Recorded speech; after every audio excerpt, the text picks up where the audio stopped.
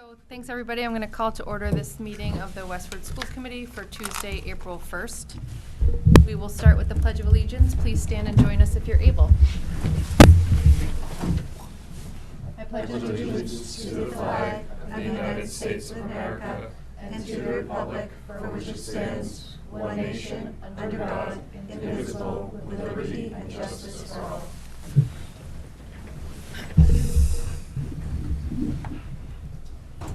Thank you. Next is the consent agenda with meeting minutes from our March 17th meeting. Any questions or feedback on those minutes? Take a motion to approve. So moved. Second. All in favor, say aye. Aye. Aye. Any opposed? Just checking. Next up is public comment. So a reminder that public comment for any item or topic on or off the agenda is always available near the top of the agenda for individuals to share their thoughts.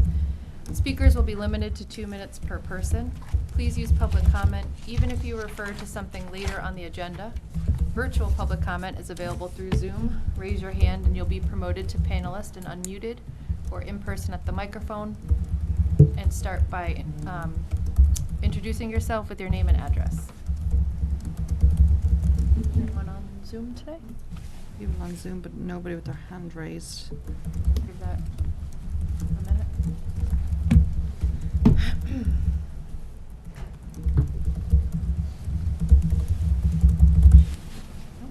Okay. All right, thanks everybody. We're going to move right on to informational updates and start with the students. Okay, so this week and next we have a lot of concerts going on. We have the spring chorus concert at 7 p.m. tomorrow in the PAC.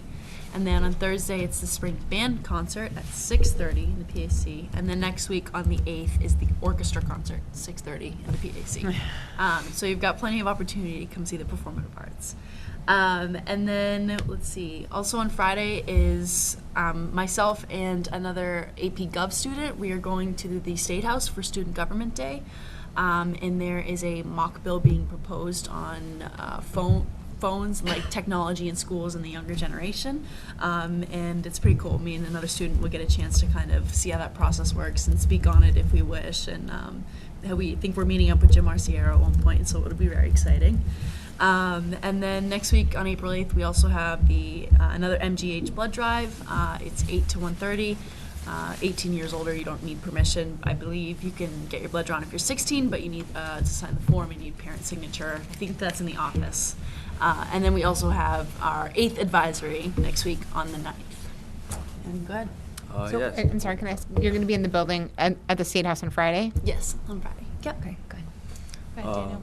Yeah, so graduation speech for seniors, I believe, were due tonight.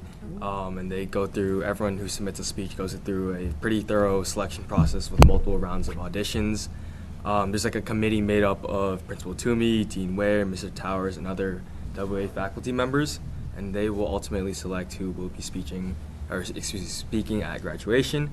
And quarter 4 starts tomorrow, kind of signaling the end of the WA career for many seniors, and it's getting pretty surreal, but and then finally WA Theater Arts performed their last performance of Stupid Effing Bird at the METG final round over this past weekend, and they did very well with many individual students doing excellent.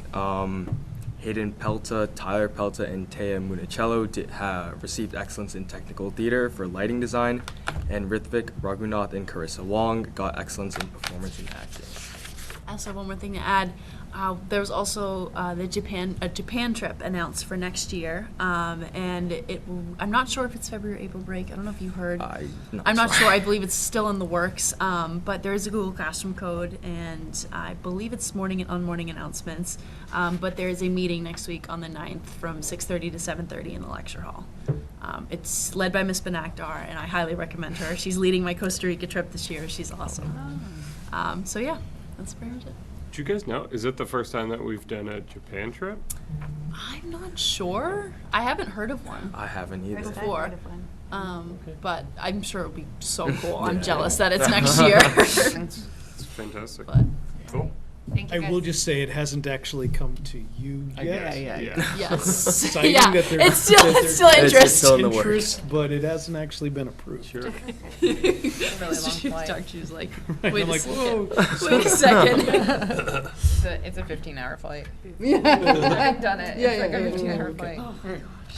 So, administration updates. Oh, please. thank you. I'm glad that you shared the information about WADA. I was thrilled to be able to go in there Friday afternoon, and I watched the performance, and they did an incredible job.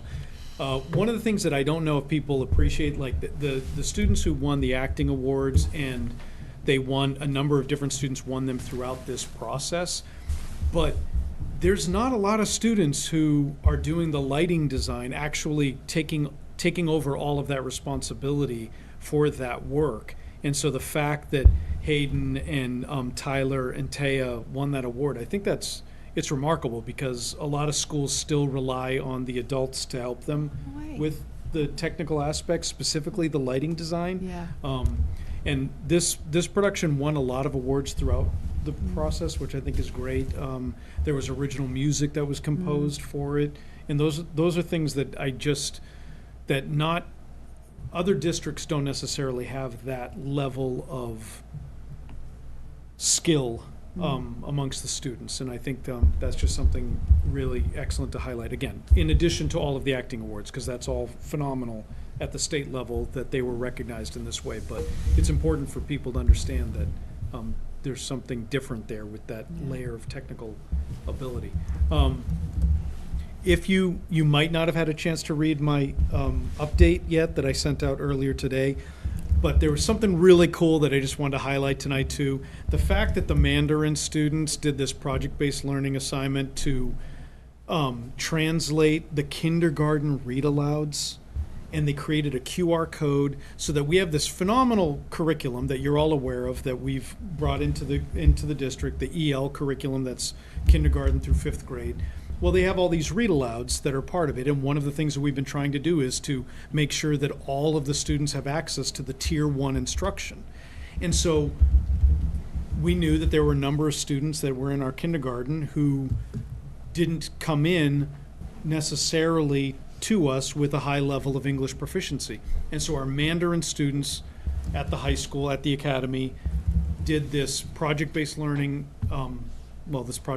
assignment, and they created translated read aloud so that the students will they'll hear it and they'll participate in the Tier 1 general instruction, but then they have a QR code that they can then access it with an iPad so that they can listen to the translated read aloud on their own. And it just really supports that language development, the vocabulary development, and I just thought it was an awesome way to see literally our 12th graders helping our kindergarten students.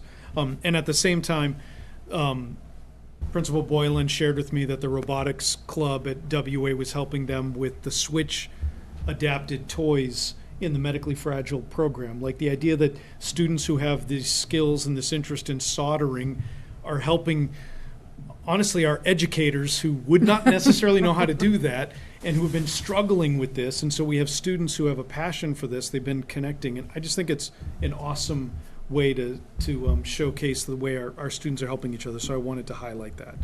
And I think you all received the fantastic email from Miss Thornford from the day school, that the day school chorus was selected to participate in the Massachusetts the Music Educators Day on the Hill in May, and so the day school chorus will be performing at the State House. So I think that's awesome. Those are our updates. Thank you. School committee updates? Sorry, I always start with you, Tom. It's just I look up. Yeah. Again, Abbott 5th grade musical is going on this week. At Tech Week today, and again we're training that next generation. All tech is run by the kids, so that's really kind of fun to watch. Also, What show is it? They're doing Lion King Kids, so yeah, so it'll be a interesting weekend. Be busy. And then I sent out the link to now I'm forgetting the name. MASC charting the course. Thank you. The Charting the Course, which is actually here in Westford at Neshoba Tech on May 3rd. So if you want to attend, you don't have to travel hours to get there. So. Thanks. Anything, Bill? Nope. Murray? No. Sean? I'm sure Catherine is going to make a plug for this But I too, figured but you the, probably did. They called on you first. That's the Westford CPAC's annual survey is up, and I believe it's up through Friday? Yeah. Okay. So through the end of this week, all of those who can and have access to a computer should partake in the survey. Yeah. It's a quick survey. It's a Google Drive survey. It's immensely helpful. And for those who don't know, CPAC does a wonderful presentation at the end of each year to kind of go over the results, and that helps inform us into special education decisions going forward. So if you can and you're able, please take the survey. Closes at 5 p.m. on Friday. I attended the WestfordCAT board meeting on March 20th. As I mentioned before, they are mailing a subscription of their newsprint paper version of the newspaper out. They have 144 subscribers, and their goal was 250. So in order to increase subscriptions, they're actually going on a voters list of people and sending out 100 free newspapers a week for the next 4 weeks. So you may be getting a free paper in the mail if you don't already subscribe. Great. Just to say, update policy met this week. We're working on our graduation requirements policy and kind of figuring out when we vote on the competency determination where that'll slot in, and we should be ready to have that first reading come to our next school committee meeting. And there is just one other thing I'd like to plug tonight. Just to say thank you, a number of members and our Director of Special Education, Social Emotional Learning, Gerard Coughlin, all attended the CPAC Lego building event. So it was an awesome afternoon, but thank you so much. It really meant a lot that so many people turned up and supported it was a lovely afternoon. So thanks a million. We put Gerard to work. He did good building skills, so. I can't wait to see year 3. Yeah. Right? That's all I'm looking forward to. Just out of curiosity, so there was a mosaic or a mural that was Yeah. made. What happened to that? We kept it on display in First Parish for the week, and now it Okay. just gets dismantled. Got it. We had hoped that maybe the PCA might take it for the okay. regional art event, but I think just space was an issue. So we need to come up with a way of kind of having it displayed elsewhere for a while. Yeah. Maybe the Westford Museum. Yeah, well, I think the big thing is though accessibility, and the floor has to be. You talk to these Lego builders; they're very particular about the building environment, and the floor has to be a certain, So yeah, it's not everywhere. There are suitable, but- requirements involved. Yeah. But no, it was really an awesome Reuse the afternoon. bricks. They'll reuse. Oh yeah, the Lego Club reuse them all. They build mosaics and all that all the time. So yeah, they need them back. Is that an enjoyable experience for someone taking it apart? Yeah, I mean. I was gonna say that in Yeah. itself is also Yeah. fun, right? Yeah. So I'm like, Speak for personal experience. Yes. Yeah. I mean, we did, like, even just sitting in there and organizing, because, the members have everything organized out. So you're just like chatting and you're plucking and putting it wherever. And it's kind of it's very soothing. Movement meditation. Is that Yeah. it? I have a couple quick updates. You may have seen in your inbox a bunch of questions from 5th grade Girl Scout troop, number 70533. I didn't want to mess that up, so I was looking down. I had the pleasure of joining their meeting this past week. We had a great conversation about the school budget. They are working on their Bronze Award, which is sort of an evolved community service. It's not just identifying a need, but taking action and engaging with the community.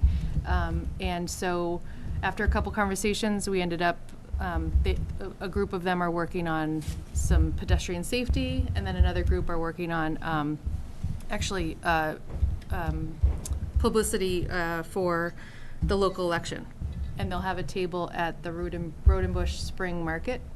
So they were interested to hear our low turnout typically for our local elections, and they felt motivated to, they're going to make little magnets that remind people to get out the vote for May 6th and have a little table with how to check your registration and everything. So, yeah, it was great.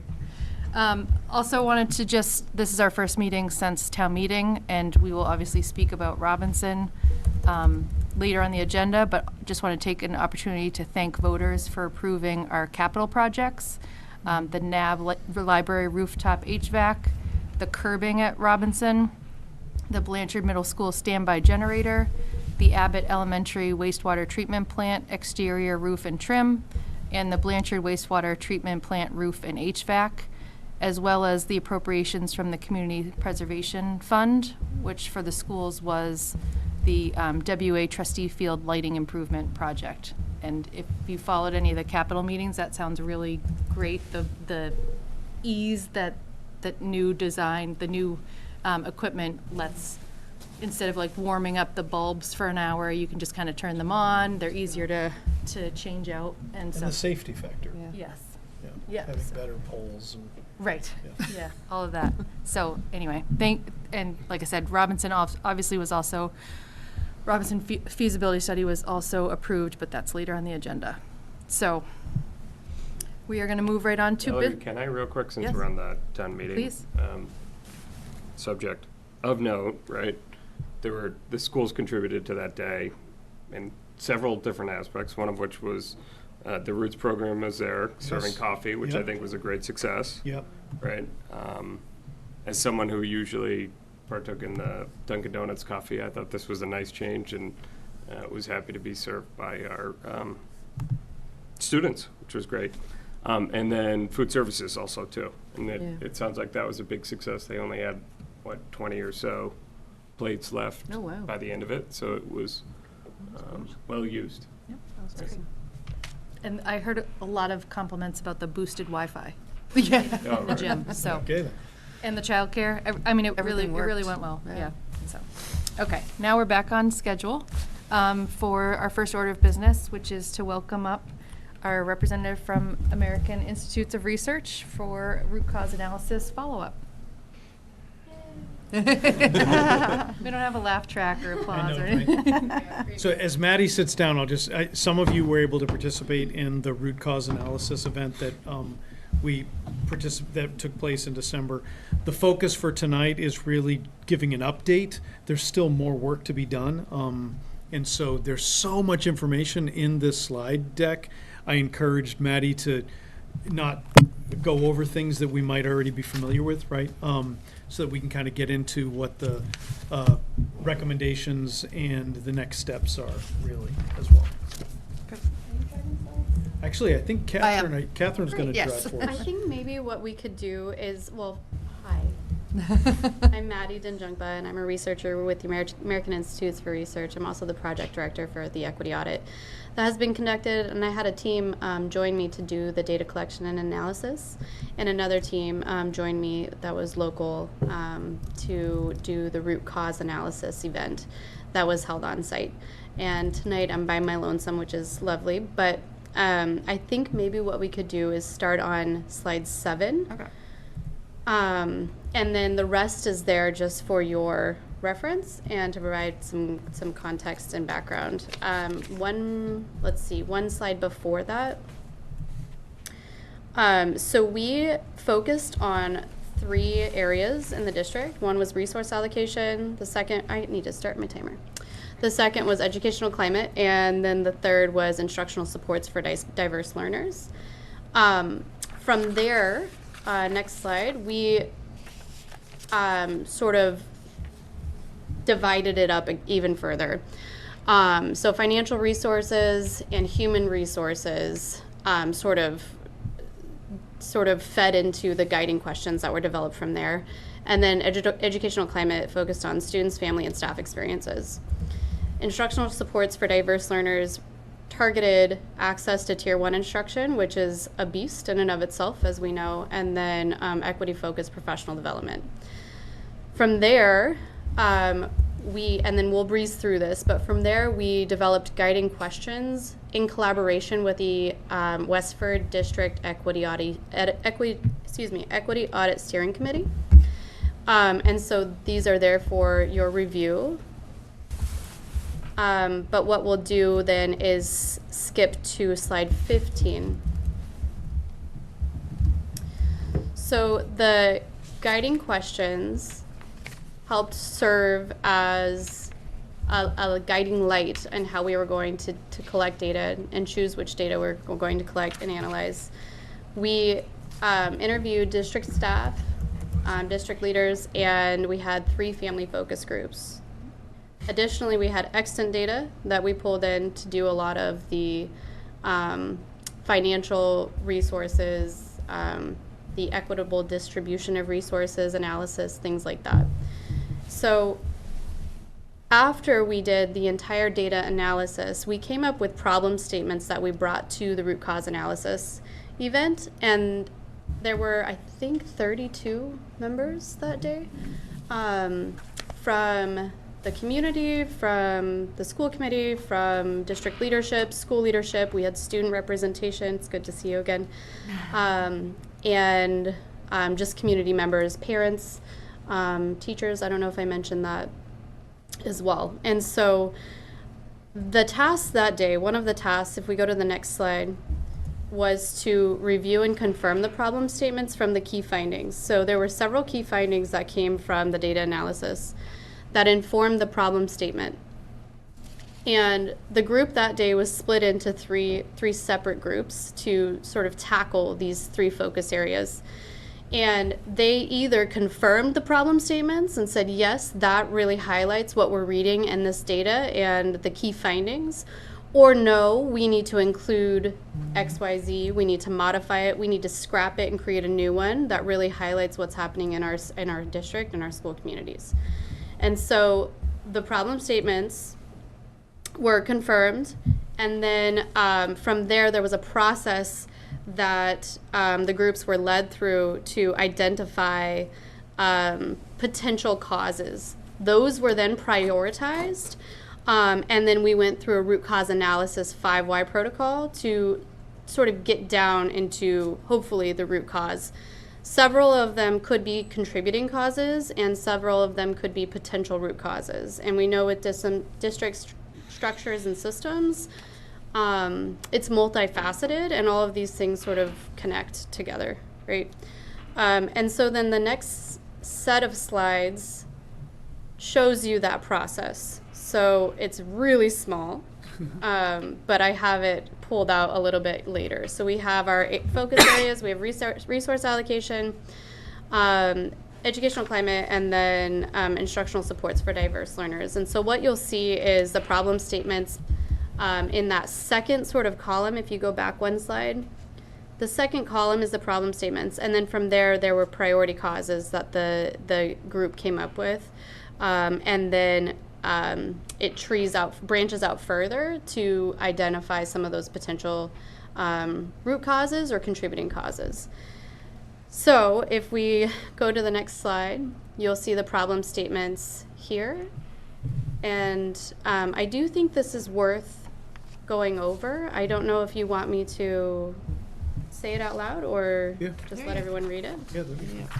Okay, so problem statement 1 under resource allocation was, among district administrators and families, there's a perception that UDL and MTSS is inconsistently and unevenly implemented across the district, impacting the effectiveness of these instructional supports.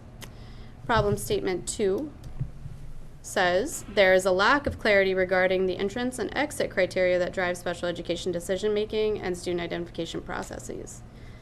If we go to the next slide, we enter the space of educational climate. There are a total of 5 problem statements for educational climate because we examined so many different spaces within that. And so there's a lot there, but problem statement 1, the district has prioritized building relationships, a sense of belonging, and social emotional learning in schools. Westford has resources for SEL curriculum, but has formally implemented it consistently across grades K-8. Parents have concerns about social emotional support offered to students and feel social emotional needs are not being met. Problem statement 2. Despite parents perceiving Westford schools as safe, welcoming, and supportive, there are concerns about classroom management and discipline practices. The district has moved toward progressive discipline, collaborative problem solving, and restorative practices to keep students in the classroom. Overall, there is a lack of available data on discipline. And problem statement 3, sense of belonging and engagement tend to decrease as grade levels increase. This is for students with differences across student groups, the exception being English learner students. Maddie, can I interrupt you just on this side for a minute? Of course. Because if you weren't in the room in December at the root cause analysis, it might be helpful to know that these were formed based on the data. That's right. Right. So if And- you're reading that going, how do we know parents perceive Westford schools as safe, welcoming, and supportive? We were looking at like the panorama data and the survey data that was showing this assumption, and then Focus groups it's put and, together as the problem statement or the focus groups, right? Yeah. So it's these were like rooted in Data. yeah. Yeah. Sorry. Yeah, I thought and- that was helpful.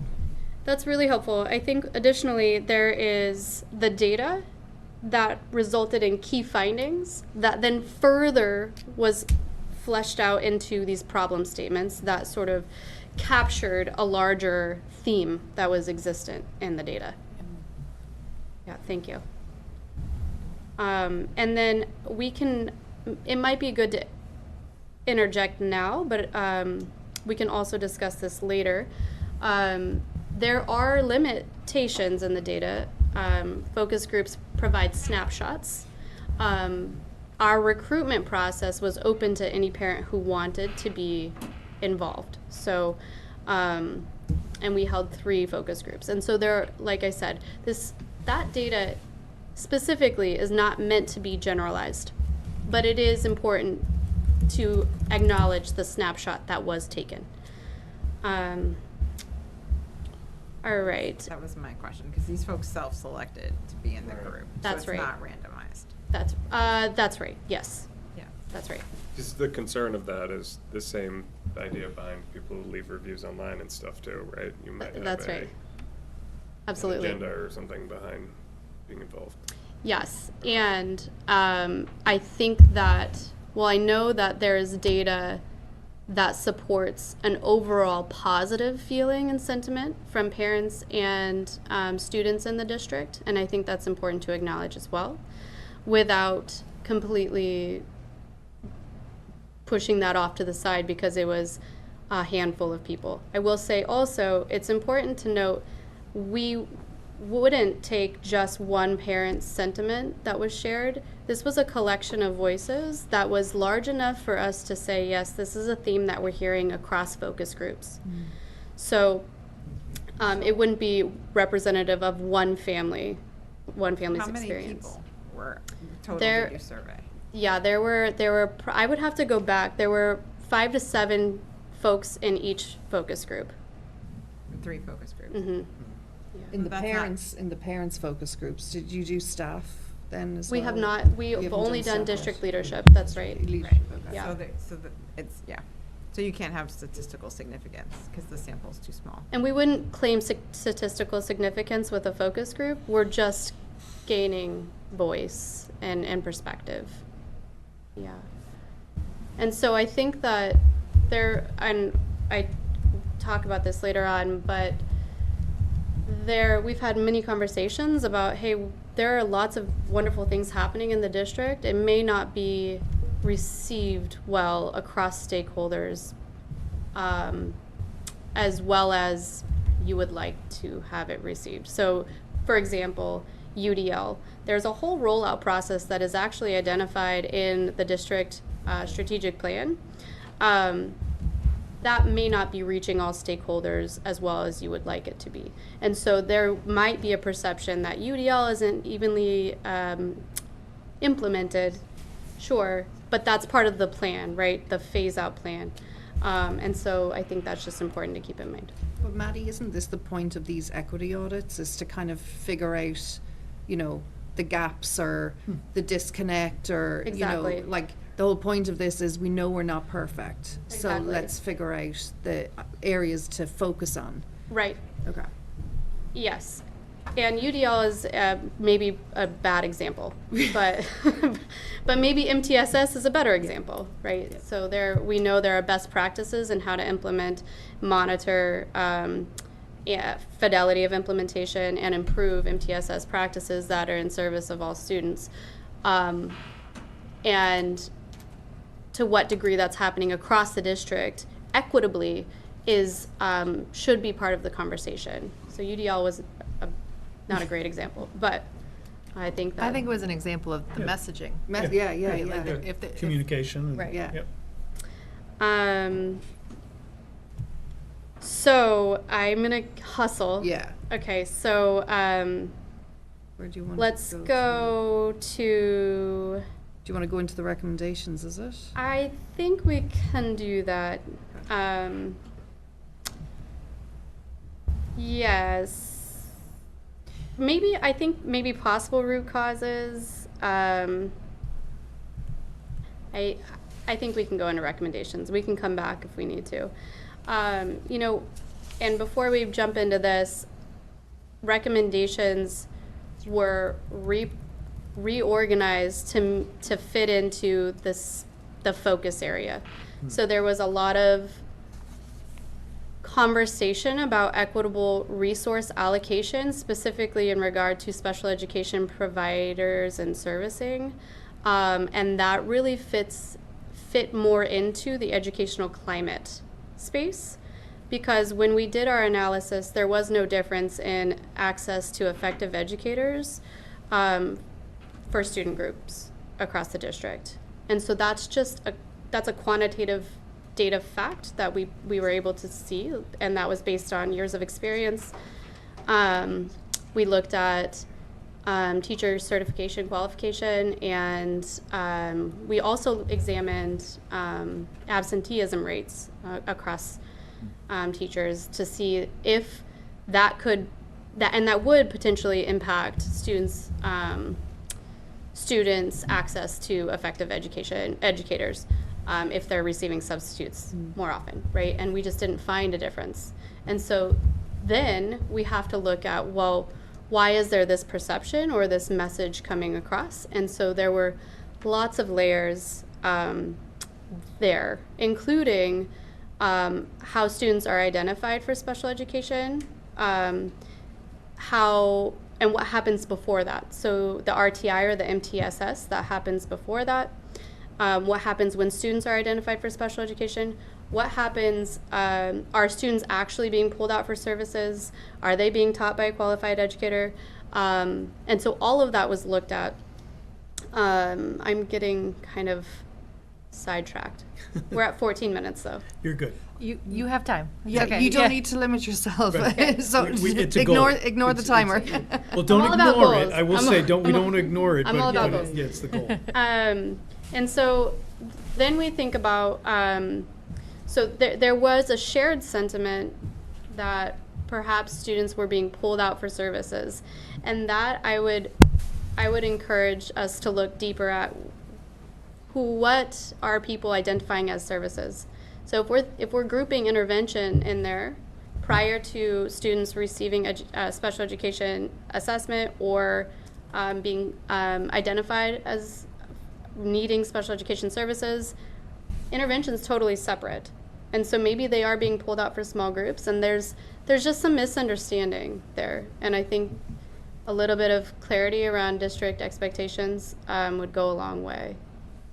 Yeah.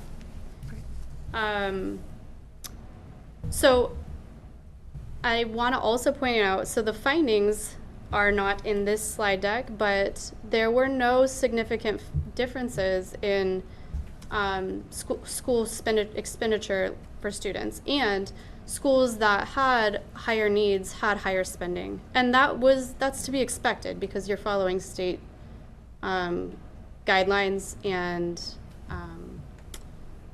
formulas for funding. Entitlements and mandates. Right.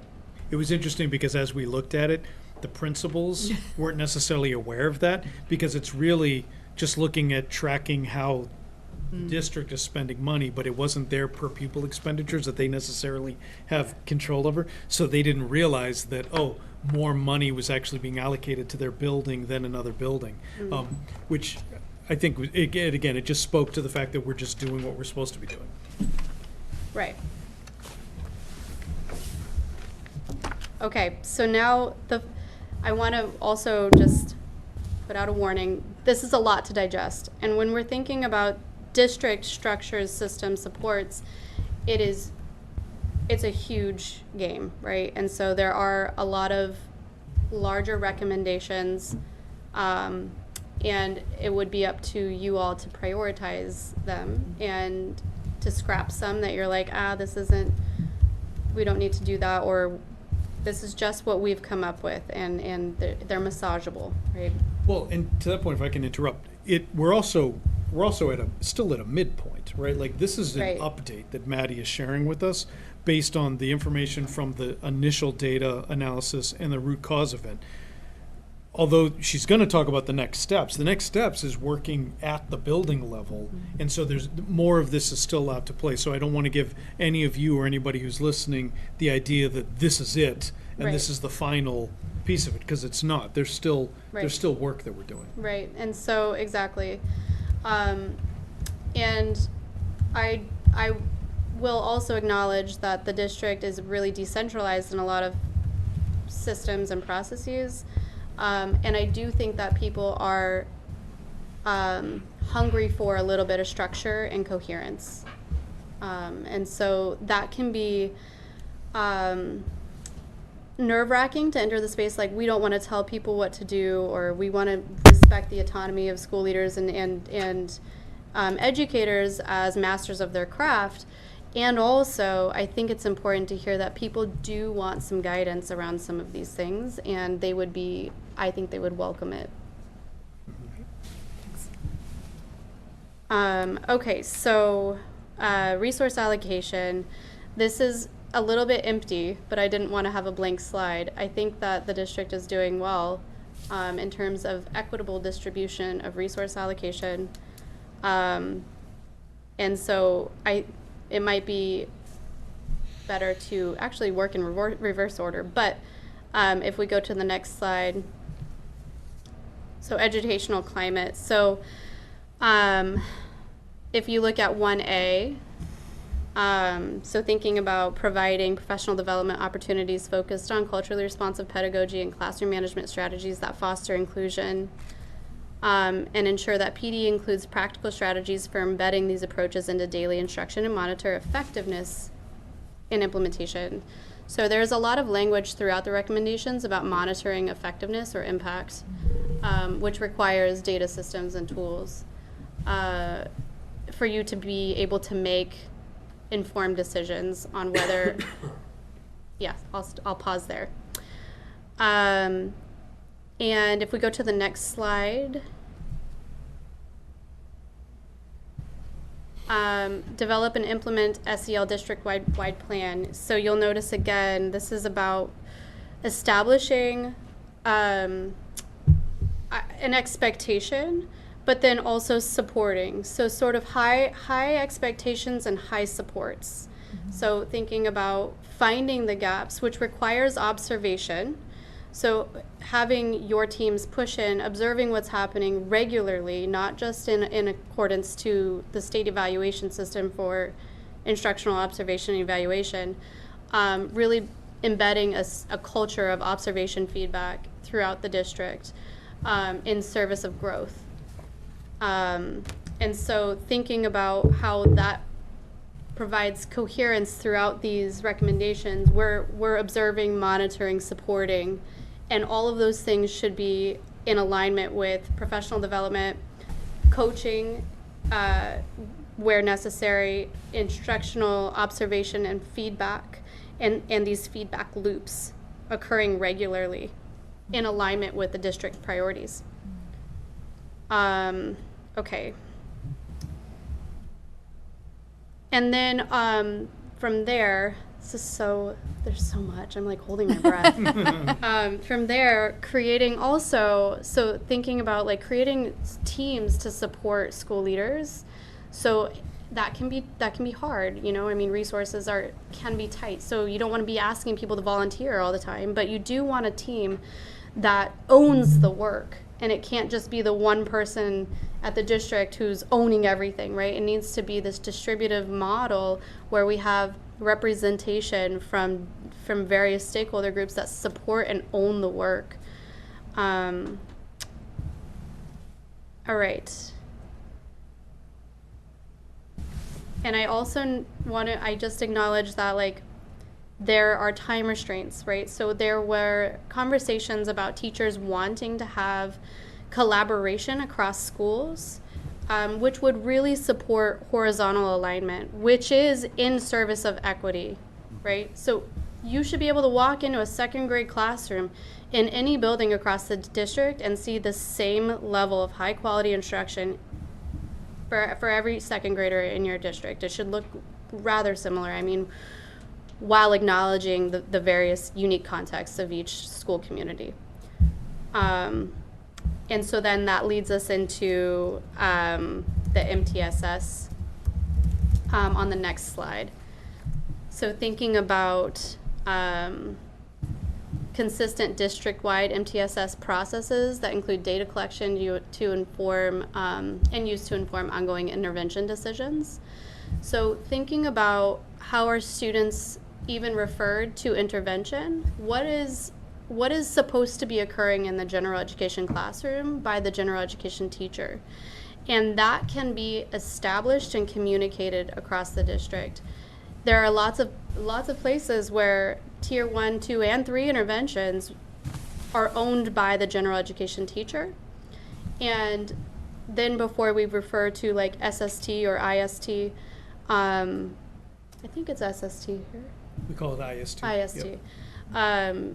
Teachers would bring in their data and say, okay, I have tried these interventions for 4 to 6 weeks or 6 to 8 weeks, and I have not seen adequate or expected student growth based on these interventions.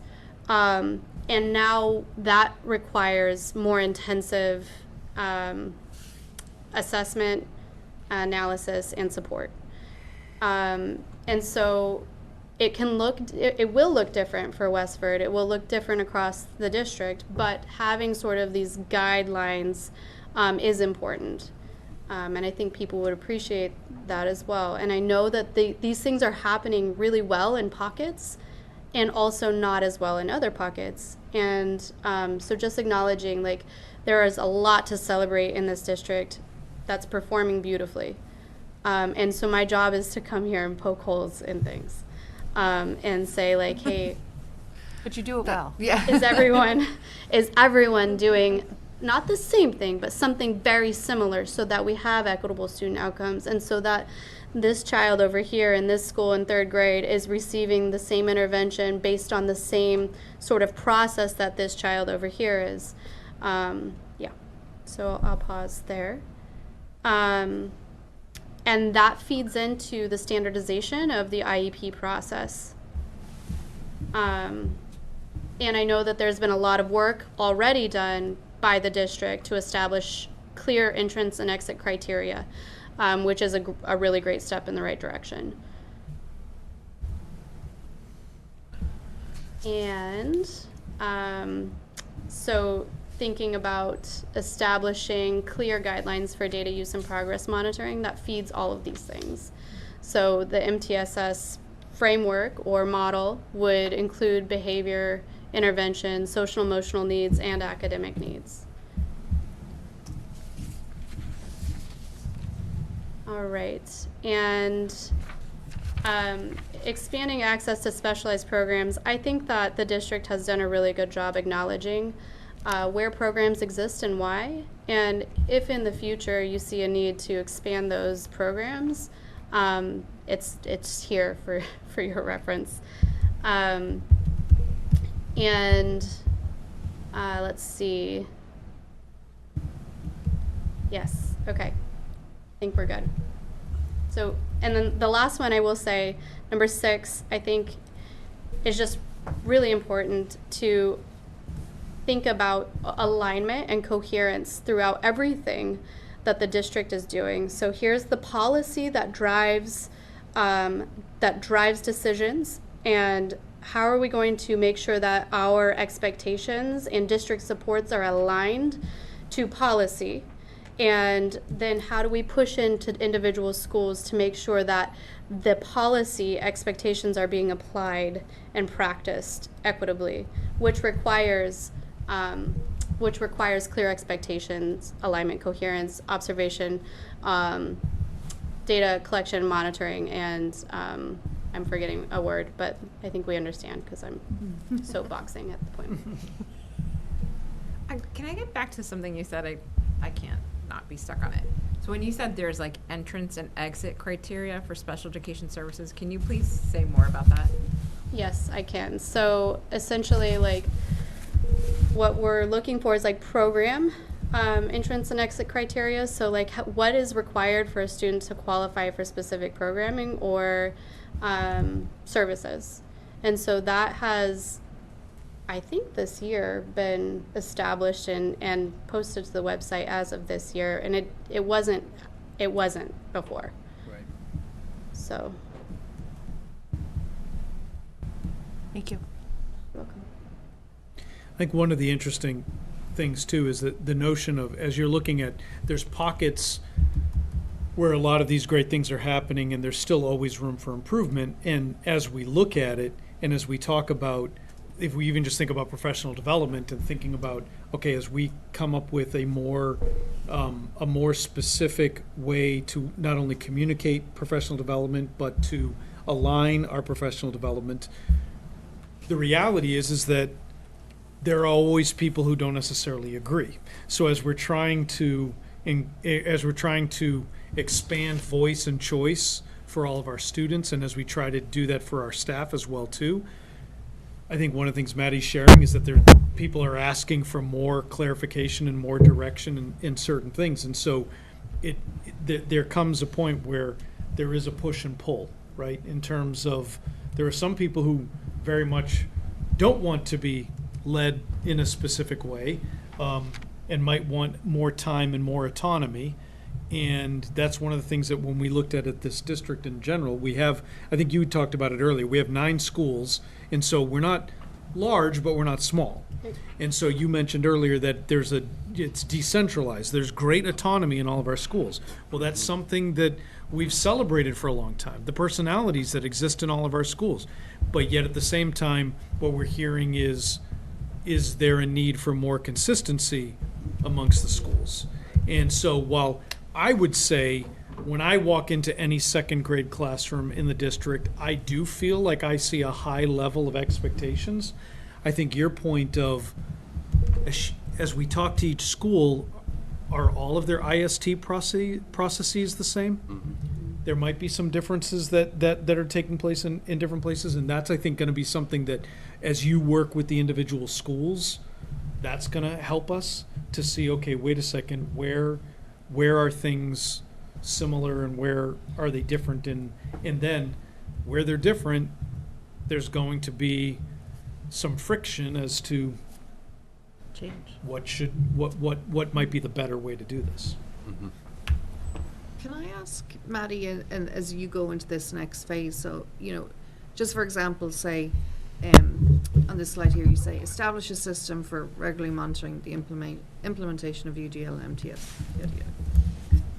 When you put recommendations like that, is there a follow-up kind of conversation of, based on, audits and the research that you guys know, are there kind of recommended best practices for how to do that? Like, do you share that kind of, or is it very much like high level and then we have to figure out what we want to do in kind of those different things? I think we have a consistent meeting, and I think that the next step here is going to be prioritizing and figuring out what needs to be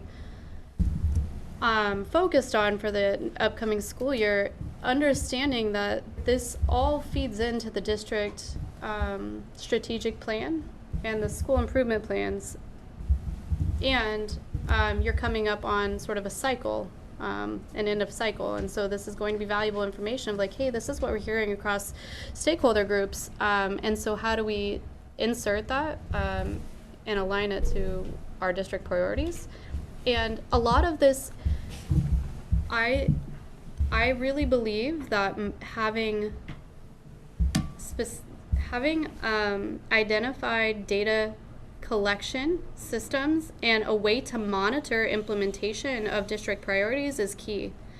So if you think about, I guess instructional, I would say like we could just talk about real quick instructional priorities. If you're deciding, hey, we would like to see these instructional strategies implemented to some degree across the district because we're really trying to phase out and increase the scope of impact of UDL in the district, we're going to hang our hat on these 3 instructional strategies or priorities for the next school year. And that could be flexible assessment. That could be, I don't know, it could be whatever you decide as a district, like these are our instructional priorities. And that is already in alignment with the district strategic plan.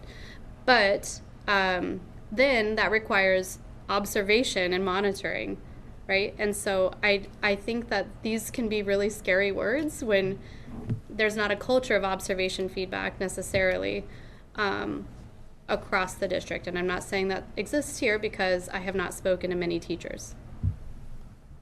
But I do know that outside of the formal evaluation system, there's not a lot of spaces where regular observation feedback formal is occurring. So one of my questions, and I love the fact that you're saying all this is rooted in data, but are we getting specific kind of guidance on what data we should be collecting and how often and things like that? Yeah, I mean, I'm happy to work with Dr. Chu and come up with some priorities, next steps, and data to like really hone in on. You can't do all of this at one time. And so I think it's important maybe to pick a space. If SEL was mentioned across parent groups, I think that figuring out a way to either communicate what's happening and then beef it up, or find some tools and supports for schools that are really needing them, I think are some spaces that are like, anyway, I'm not answering your question directly, but I think that picking a couple of things to really hone in on next school year or for the next 3 would be really helpful. And there are tools and specific to priorities that are selected.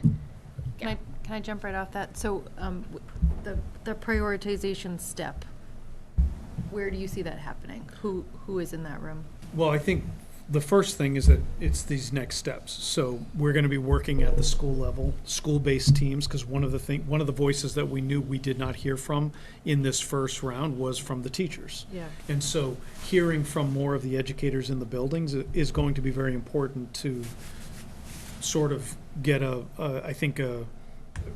just more information, right, into the picture to better understand, okay, what is, if we just use IST as an example, right, what is the IST process in each of the buildings? Are they consistent? Are they using the same format? Some schools have a team that's a standing team in which a teacher comes and joins that team. Other schools, they just assemble a group when needed to do something like that.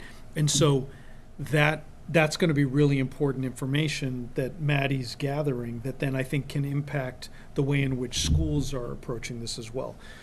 As far as our UDL rollout, I'm going to talk about that a little bit later in the Strategic District Improvement Plan as well too. I feel like what we heard from the data that they shared with us was now a year and a half old, and it spoke to families and stakeholders saying that they felt like UDL was not being rolled out equally across the district. But I think that again was now a year and a half old. We've made significant changes even this last year in how we've been approaching professional development, and we know how we're going to be approaching professional development next year as well too, which I think is going to help support that. So that in terms of when we're also talking about that cycle of feedback. There's been pockets of that where that's been happening as well too, outside of, and again, I think the important part is that you're saying outside of the formal evaluation process. Because We evaluation follow the is- formal is evaluation happening, yeah. process every single year, right? But I think that's something that every school district struggles with, right? In terms of what has been created that is creating this non-evaluative cycle of feedback That's right. that can exist when you have, whether it's peers working together, whether it's professional learning communities that are working together. And one of the things that I learned early on was that while there were people who understood universal design for learning within our district, Westford had never embraced UDL as a district. Just like, honestly, I'm pretty sure Westford's never embraced the PLC concept district-wide. Schools have done it. Just like one of the things you mentioned earlier on was culturally responsive teaching. Well, we've had schools who have done significant professional development that over the years, but it wasn't district-wide.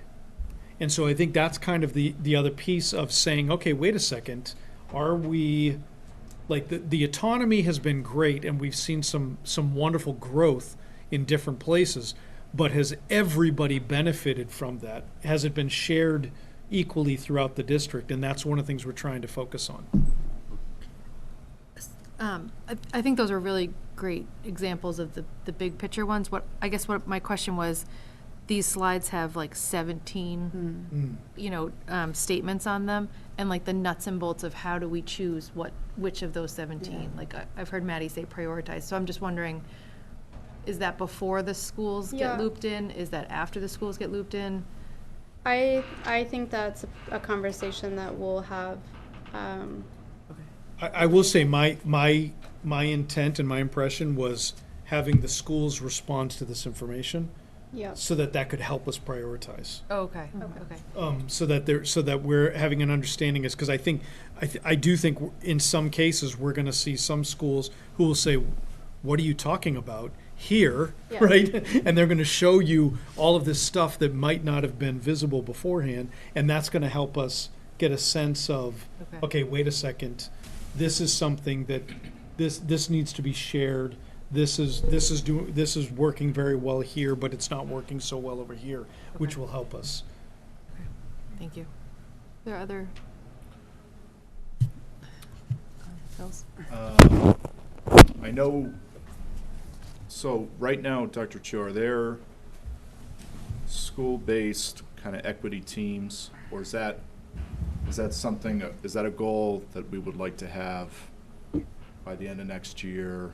You know, when we talk about the teachers getting to have this Yeah. information, is there sort of a concrete unit right now that AIR is going to lead into for next year and kind of dig down through some of these recommendations more? Yeah, so this, It still feels like we're kind of far out right now. yeah, so this year, so we had a district-wide DEI group that was meeting regularly before this year. And so this year, we knew that there was a lot of work that was going on with the audit itself. The steering committee that Maddie spoke about earlier was actually a subgroup of the district-wide DEI committee. The schools, this year, their charge was that the principals were developing their own teams within their schools to address any building concerns that they might have. The focus of all of the work this year has been around UDL and around the adoption of the EL curriculum as well too, specifically. So as a district team, we've been sort of waiting in limbo to see, okay, well, what are these recommendations going to be? We all came together for the root cause analysis.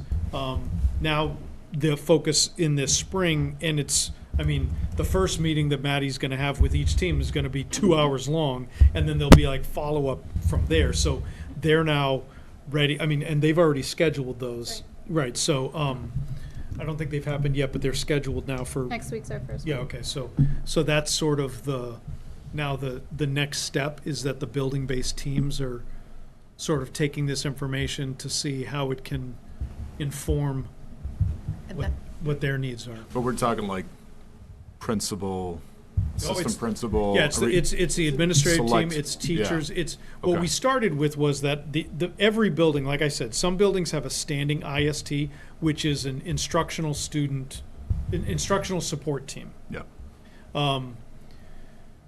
Some others have a group of people that come together when they need to. So what I said to the principals is you need to establish which group is going to meet with Maddie. It's 5 to 7 people.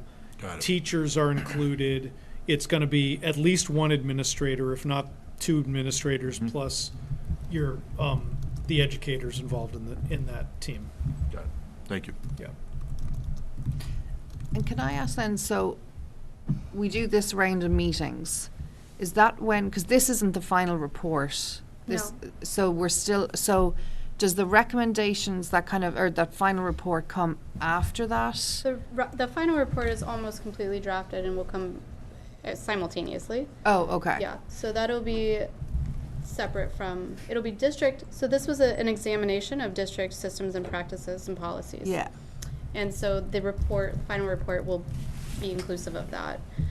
From there, the district needs to do the work to align practices and expectations.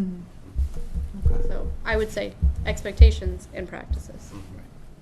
So it's really the report is kind of what the leadership team and Dr. Chu will be working from, and kind of, because I imagine there's a bit more information or in the report itself, Yeah, like the people, yeah. The report really includes the data that was Yeah. used to create the key findings. It includes the key findings, and then it includes the information in the beginning of this PowerPoint, and then the recommendations, and how those are backed by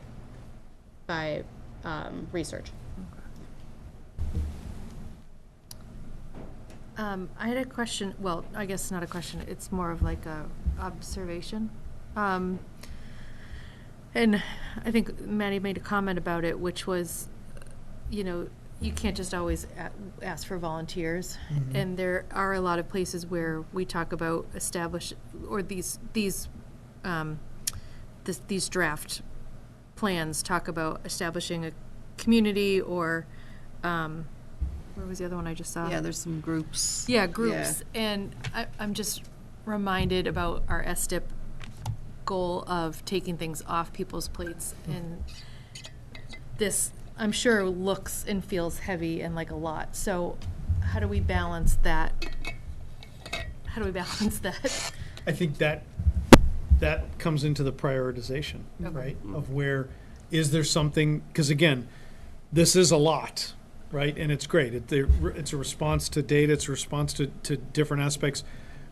Whether we can tackle all of this or whether we can't, we'll be looking at that. And I think that's a good point. We know that not only has it been one of our goals for 3 years to try to remove things from people's plates, but then we've also, I'll hate to bring this up, and I don't want this to sound like an excuse, but it's a reality. We've been facing fiscal challenges every single year in which we've been losing people to do that work, which means some things are not going to get done.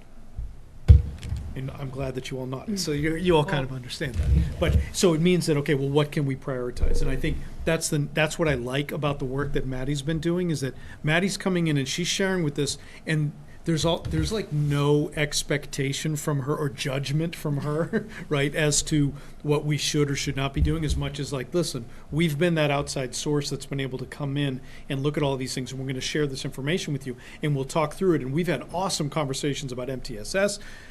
We've talked about what things look like in other districts, that they don't look like here, which is not a popular thing to talk about, but one of the things we've talked about is how often different supports are being outsourced from the classroom. And yes, we know that our teachers have a lot to work on, but that's one of the challenges that we've talked about, is that what the expectations are in districts around the world, but definitely around the state, where classroom teachers are responsible for providing different supports than we've always been asking of our teachers. And so, but we don't want to add more to the plate, so we have to figure out, okay, well, how can we do that?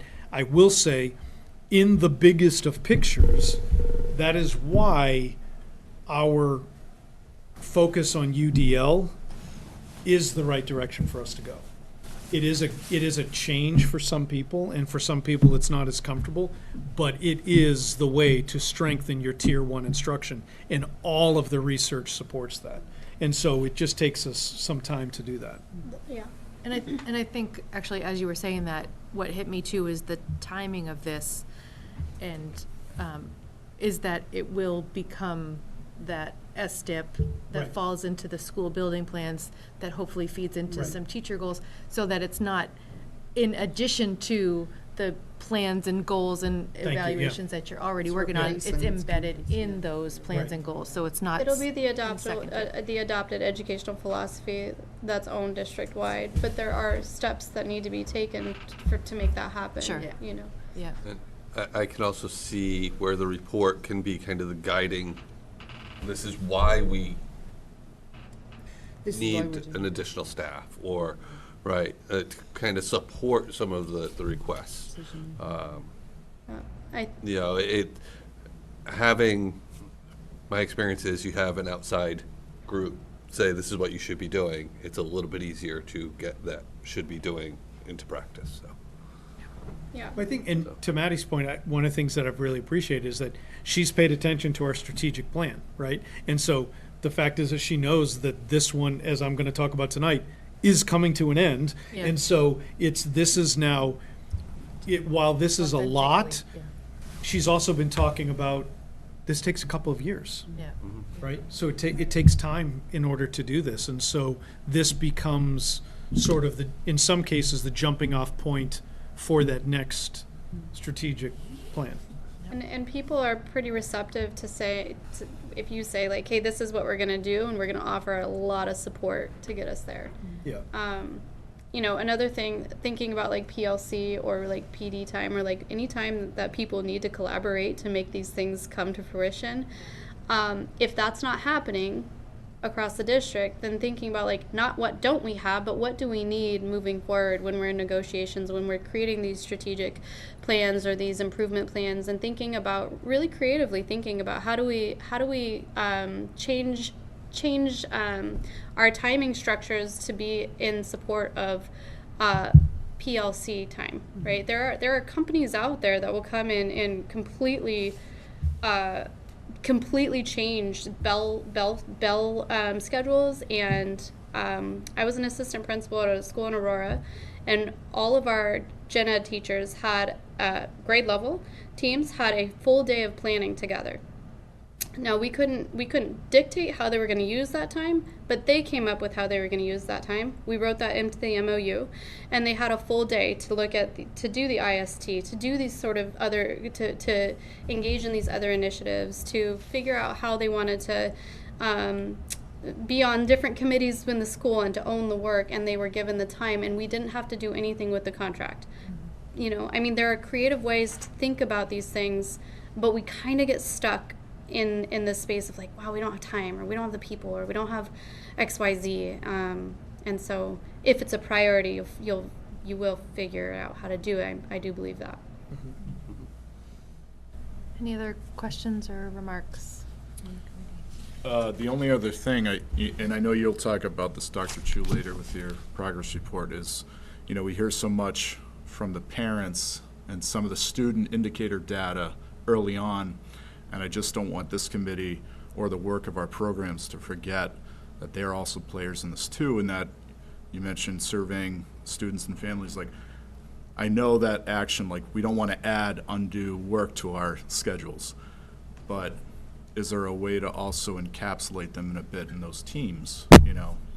I know it's like, you know, we can only control what's in the four walls.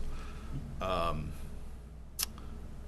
don't know, just food for thought. Somewhat related, I know under this section of your goals is a webinar. Have you given any thought to what that looks like or when? Thank you for asking. No. I'm not on the subcommittee, so. Right? That's a really good point, Okay. because we weren't necessarily sure how this was playing out. Okay, yeah. So that's a good point. Okay. I'm going to say no. TBD. TBD. But to Bill's point, like you can't necessarily control things, but you can incentivize things. Yeah, yeah. So there might be like a way to like incentivize like parental, because Yeah. I do a lot of data collection in my Yeah. day job.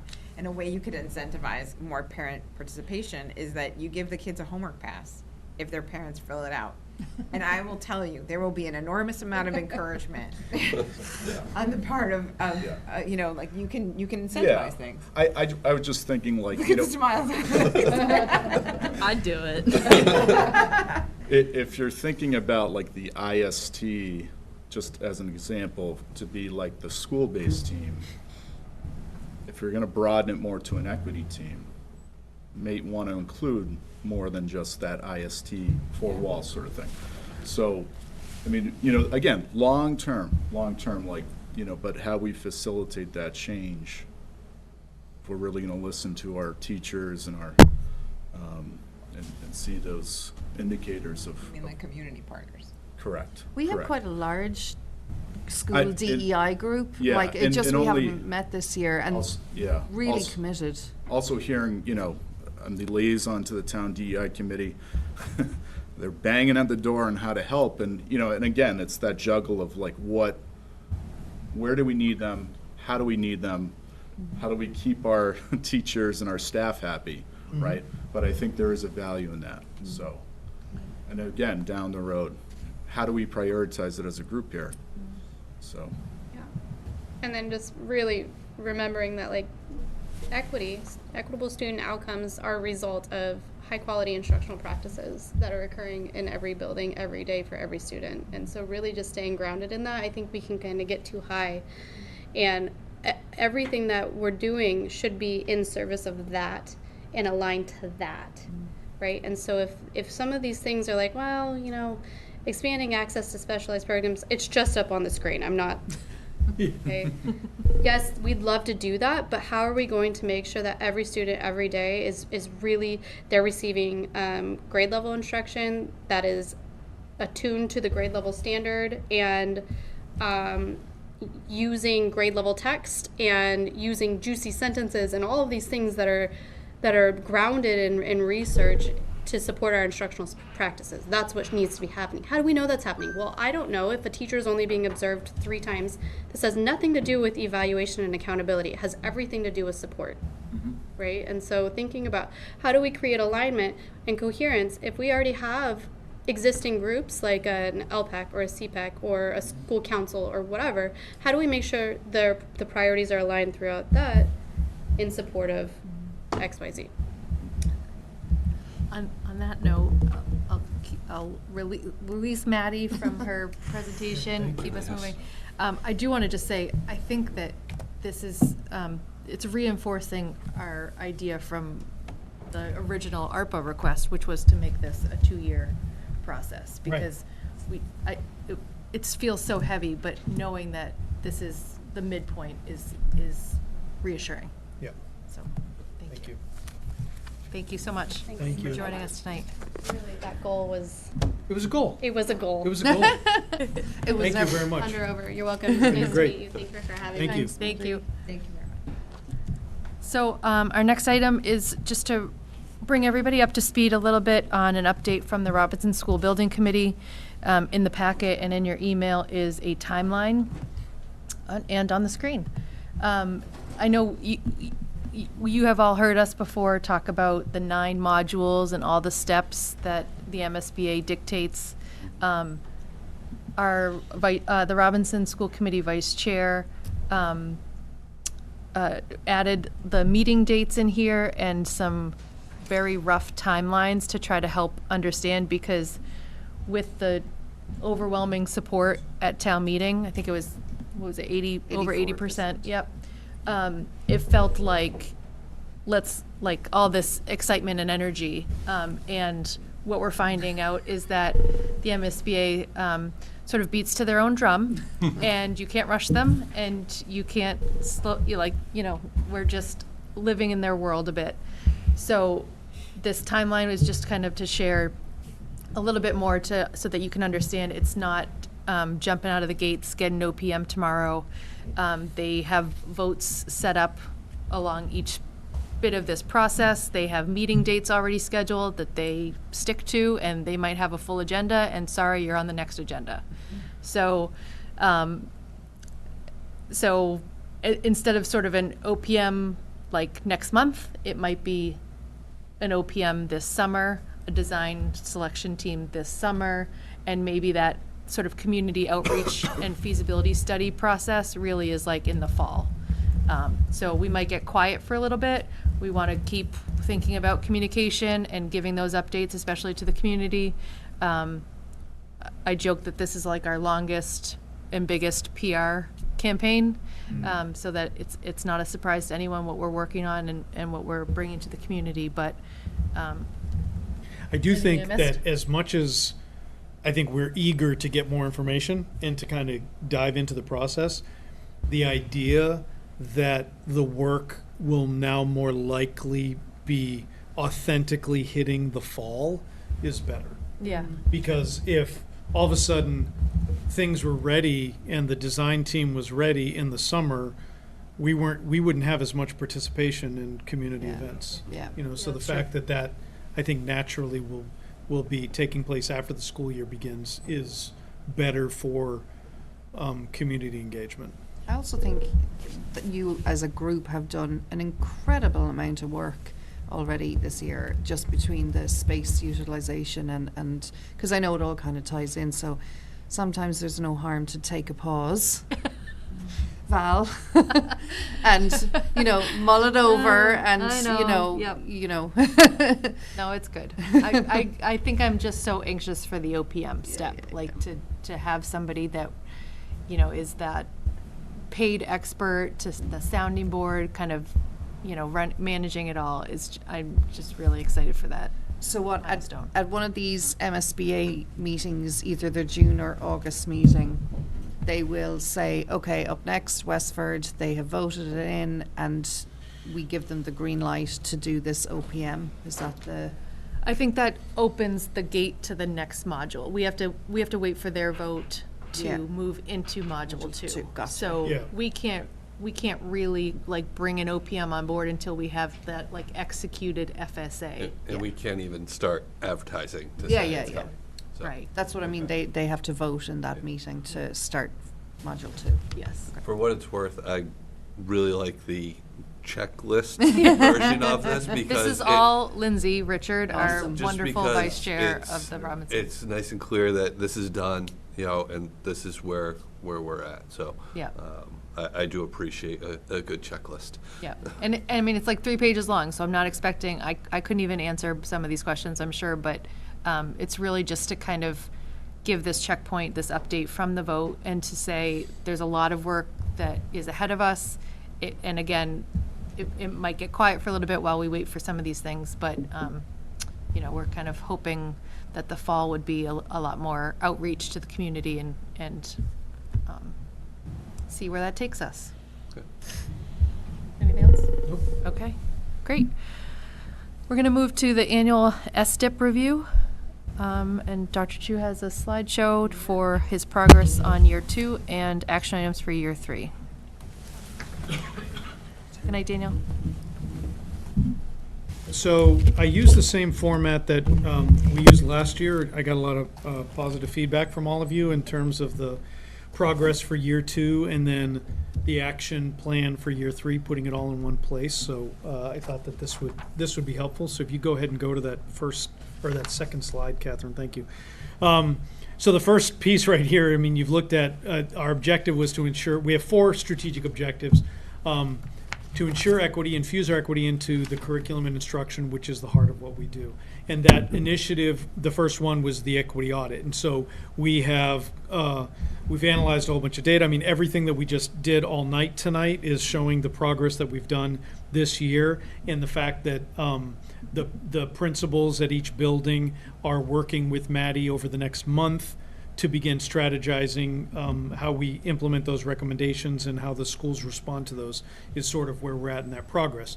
So the action plan for next year, we're still working on this, will be working again with the building-based teams to develop what those specific action items look like at the building level. So it's kind of what your point was, Valerie, where we're looking at all this and we're saying, okay, well, some of those things we might not have actually articulated, but what will be articulated, and will they, what I don't know is whether they'll be articulated in the school improvement plans or not, because they're developing their school improvement plans right now as well too. So I would imagine that they'll have an item that will refer to it, but it might not have a specific aspect to it. So it's something that I think we'll still be following up. These two things will still be living parallel with each other, because some of that will take us a little bit longer after they've already established their school improvement plans. Another massive piece to this is our work with Universal Design for Learning. We did a lot of work this year rolling out at the building level the engagement framework. I hope that if you haven't had a chance to do it, I hope that you will click on that example of the elementary look-fors.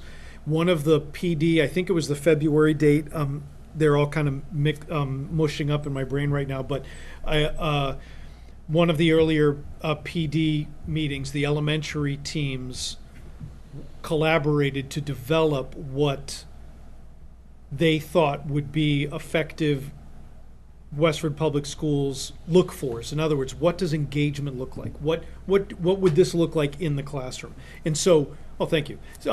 It actually, when I first started looking at it, I thought it was great, and it was so well done that I'm like, oh, where did you get this? And they're like, oh no, we did this. So like, well, you need to put a Westford stamp on it. Yeah. So this is just a draft. They're still working on it. I think they've taken it, that it's been inspired by a lot of different things.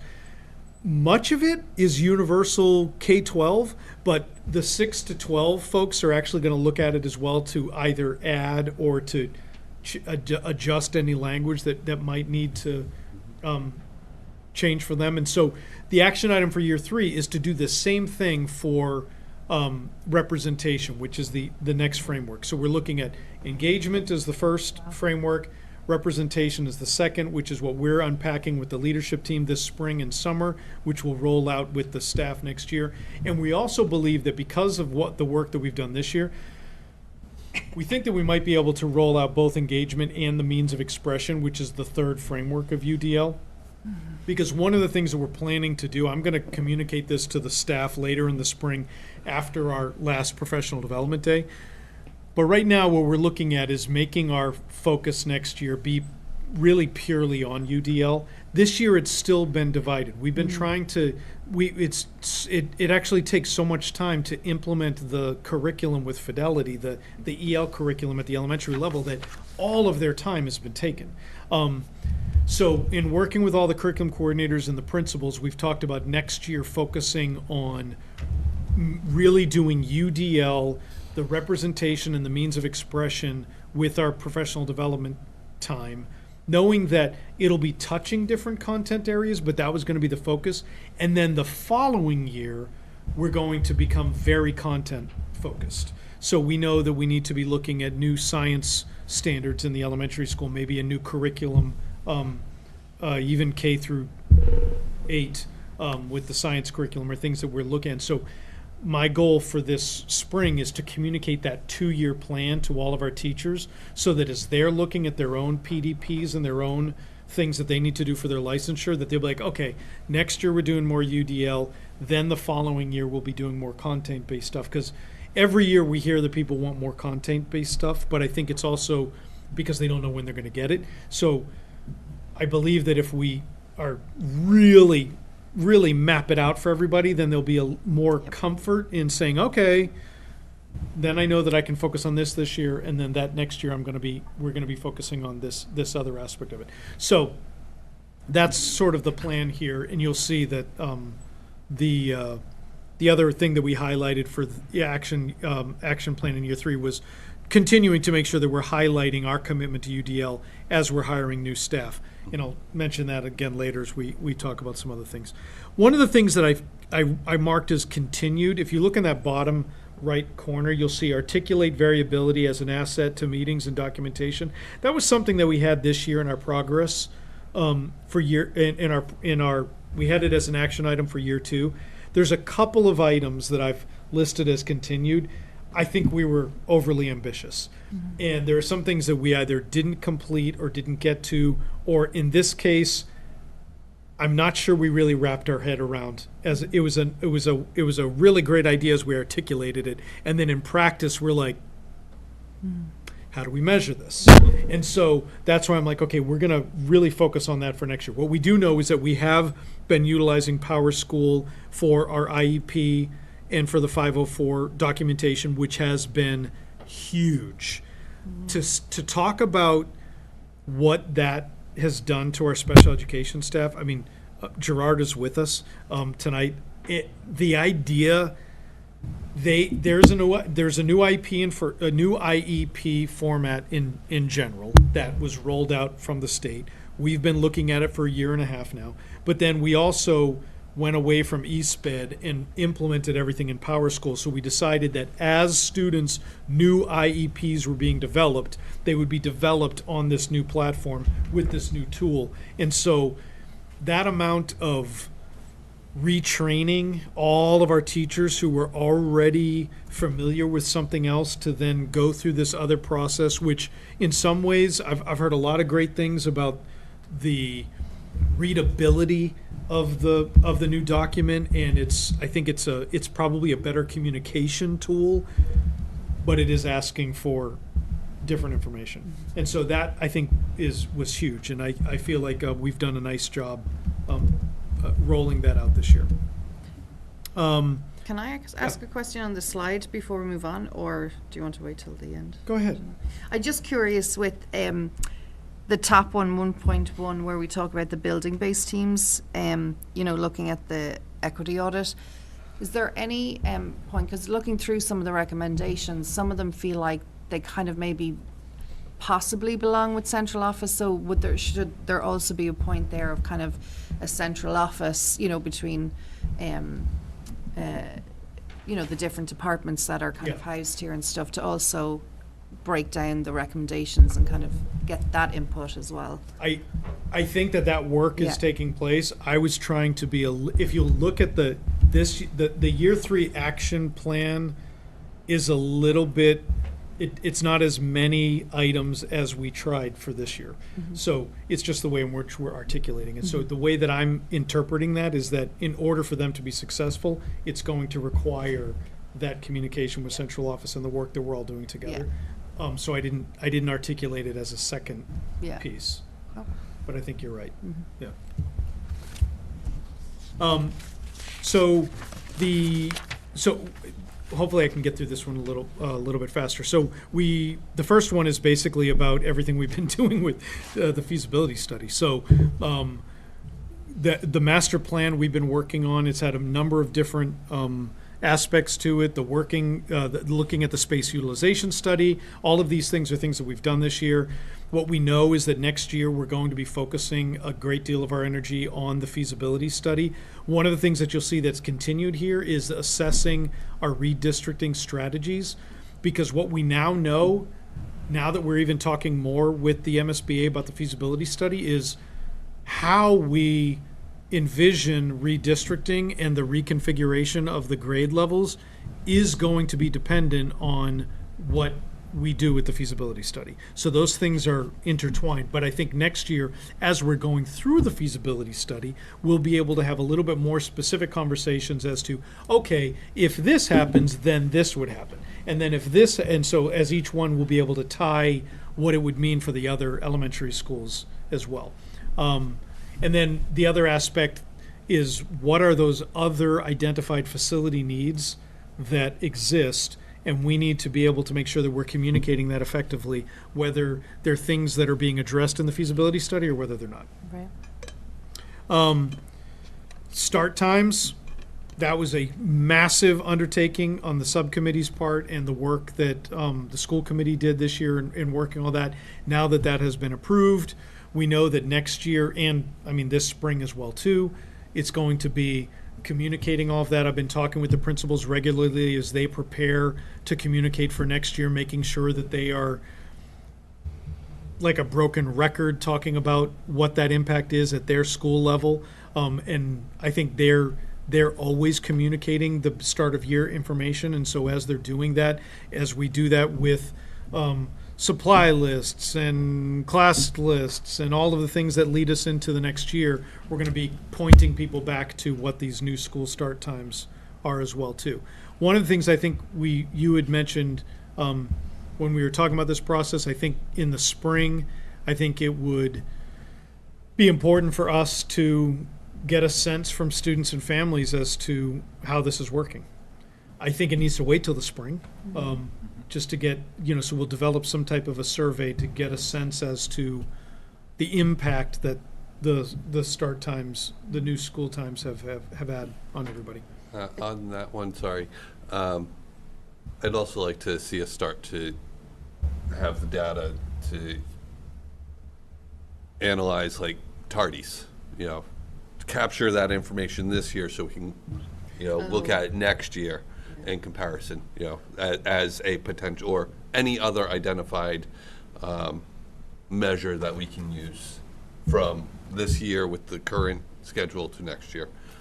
If we could add those types of things to this evaluation piece is what I'm saying.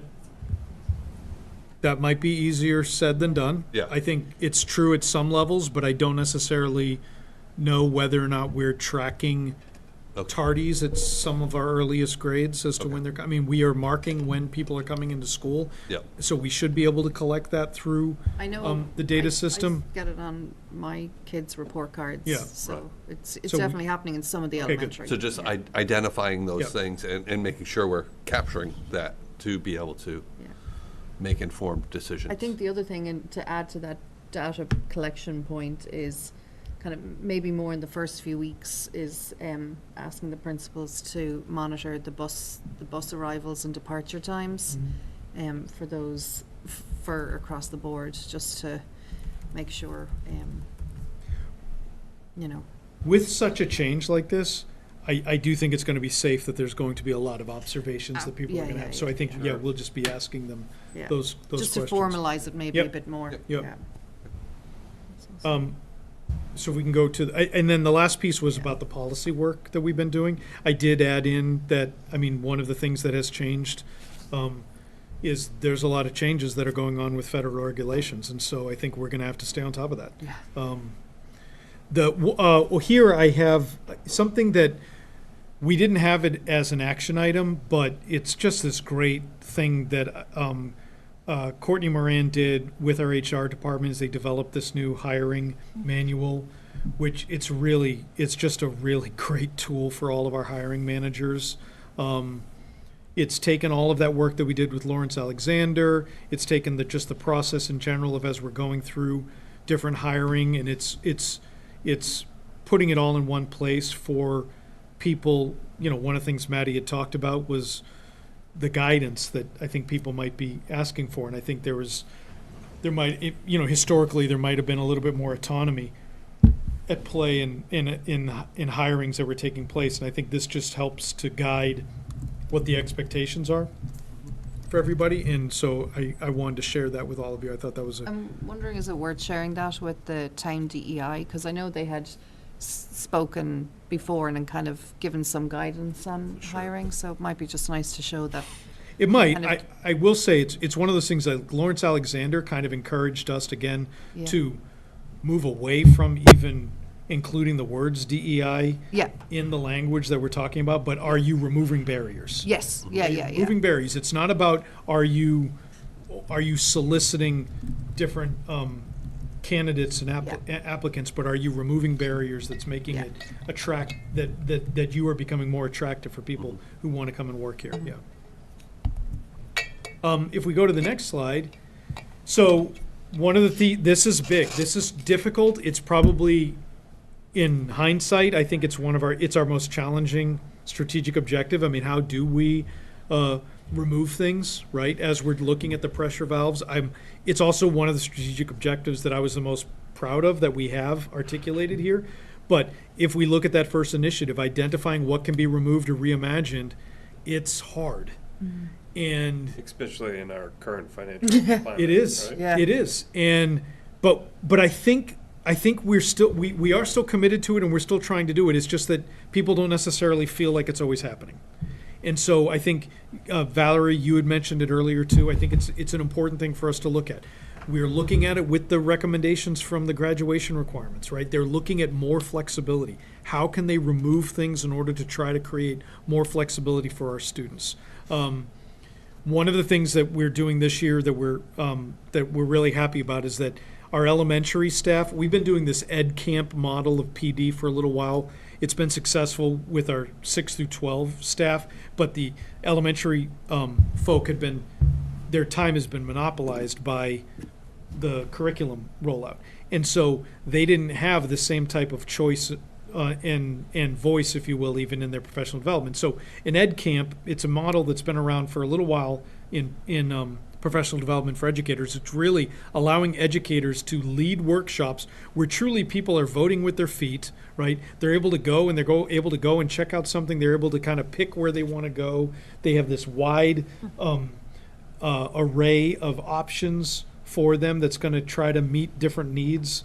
And so it's exciting opportunities for our staff to present workshops and then for people to be working and listening to their colleagues present on things. And so we've had a lot of success with it. And so the idea that we're giving time back, in essence, it's giving choice to the staff, which doesn't necessarily seem like a big thing, but I do think it's one of those things that we're trying to take off their plate, right? Where they're not having to sit through learning about how we're going to roll something out as much as they're able to actually choose what type of a workshop they'd like to go to.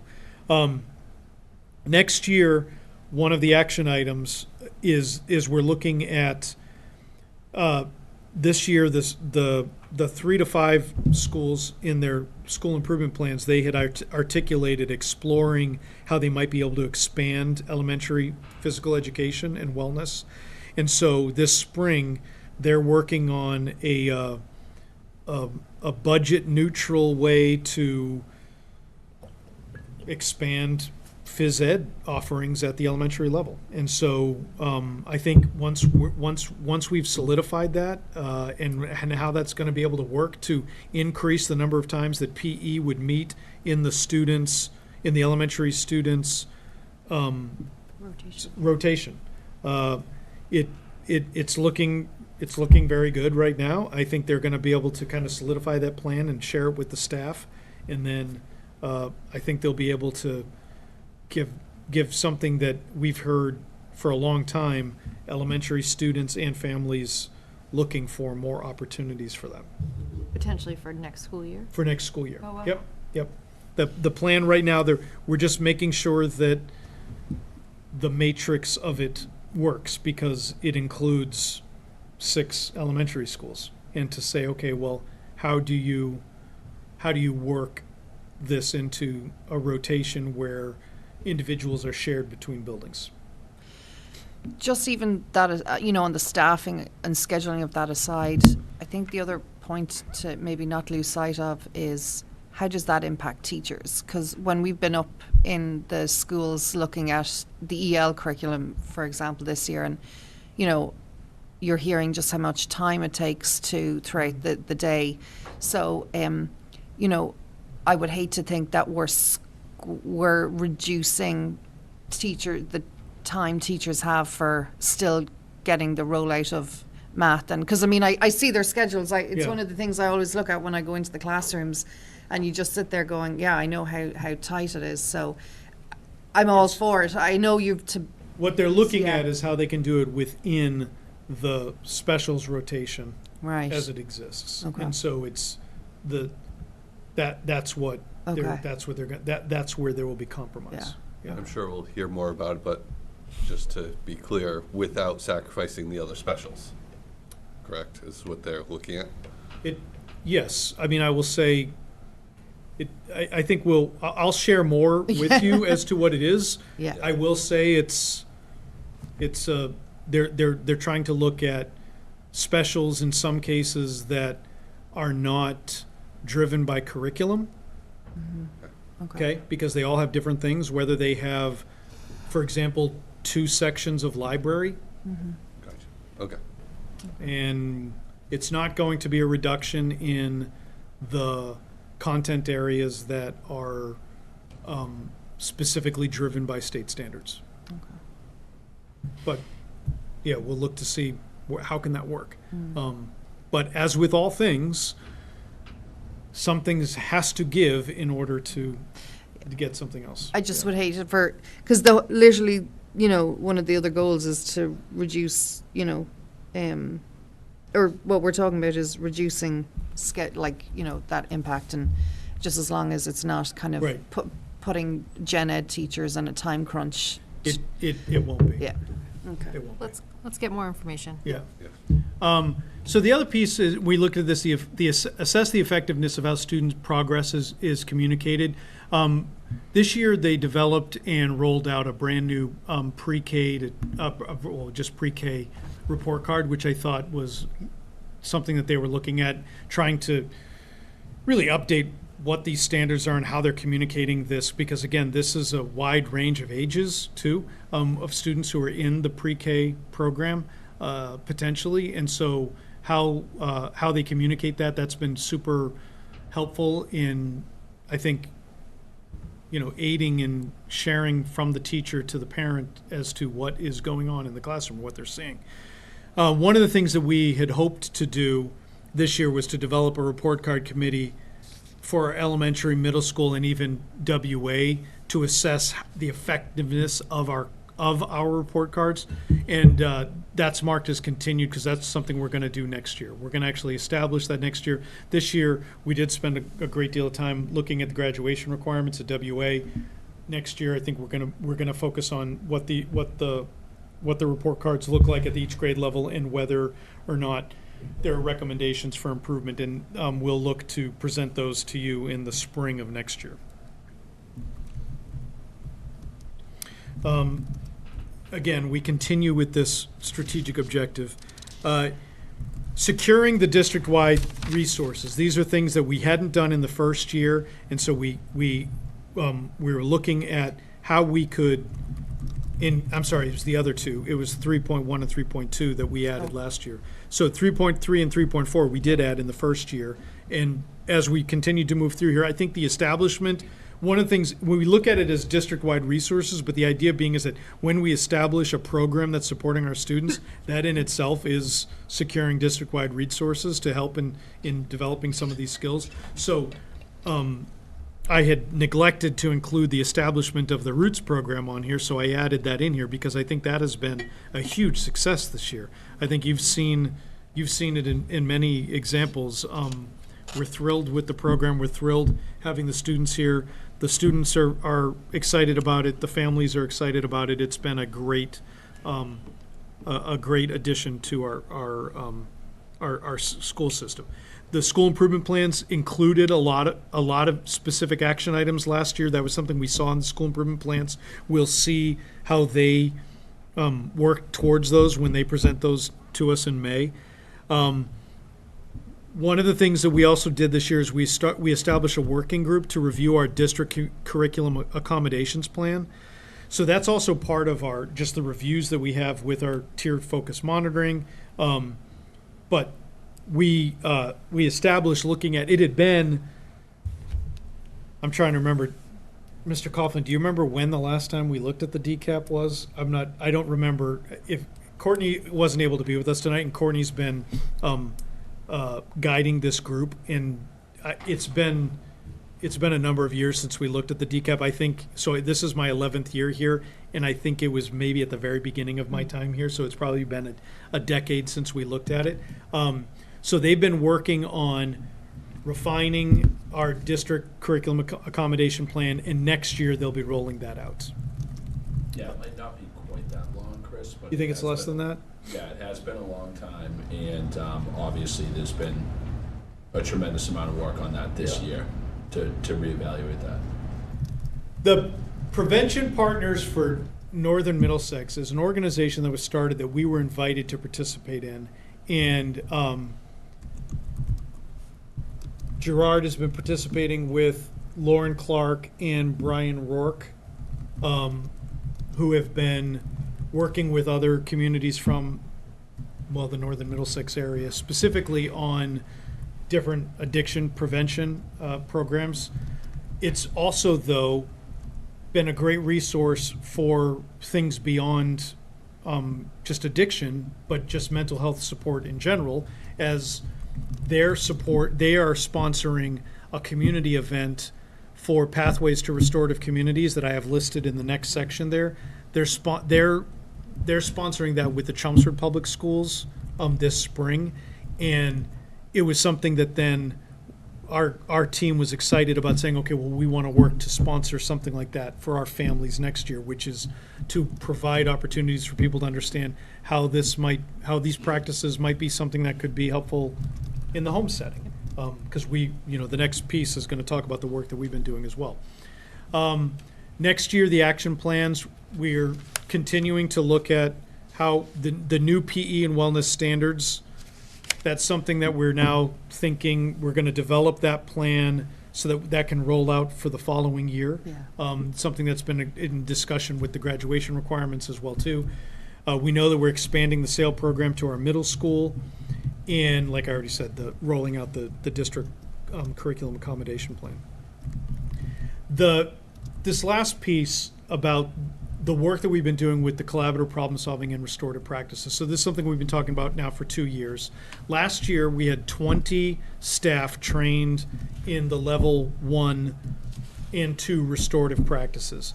This year, we've added 40 more middle school and Westford Academy staff who've been trained in level 1 and level 2 restorative practices and community building circles. So we're really expanding that bandwidth, which is, I think, something that's really going to have a great impact on the schools. And additionally, our leadership team early on did the level 1 collaborative problem solving professional development, and from that, the elementary schools have identified 30 staff members who are in small group teams at each school to build capacity there to help support the staff there as we continue to move forward, and that's work that has been going on this spring. Next year, we'll have slots for 15 middle school and Westford Academy staff to be trained specifically in restorative conferencing, which is the tier 3 level, the more intensive work. So it's going to be more our counselors that are going to be doing this work. And then, like I said, we're looking forward to hosting a community information night that would be working with Pathways to Restorative Communities to specifically share resources with families. Do you think we could add a point there? And because at that point would be kind of 3 years in of coming up with a way to evaluate where we are kind of 3 years in and take stock. I think it might be helpful then for just seeing how we did. No, sorry. The strategic for the increased sustainability. Chris, can I interrupt real quick? You bet. Just something that I think that you actually missed, which is a real selling point for Objective 3, is the yonder pouches, right? You're right. Yeah. I mean, that's a big deal. That has been a huge deal. Yeah, and I think it's something I actually have districts reaching out to me, like, how did that work? Yeah. What has this been? And like, they're talking to thank you. I actually didn't think about that in terms of the impact that that's had. The teachers Probably 3-3. have been thrilled. Yeah, in terms of the definitely 3-3. It's been a game changer at the middle school level. Sure, and it's I've certainly heard. consistent with this school committee and our objective that we've given you of being concerned about social and emotional well-being, and phones aren't always as good as.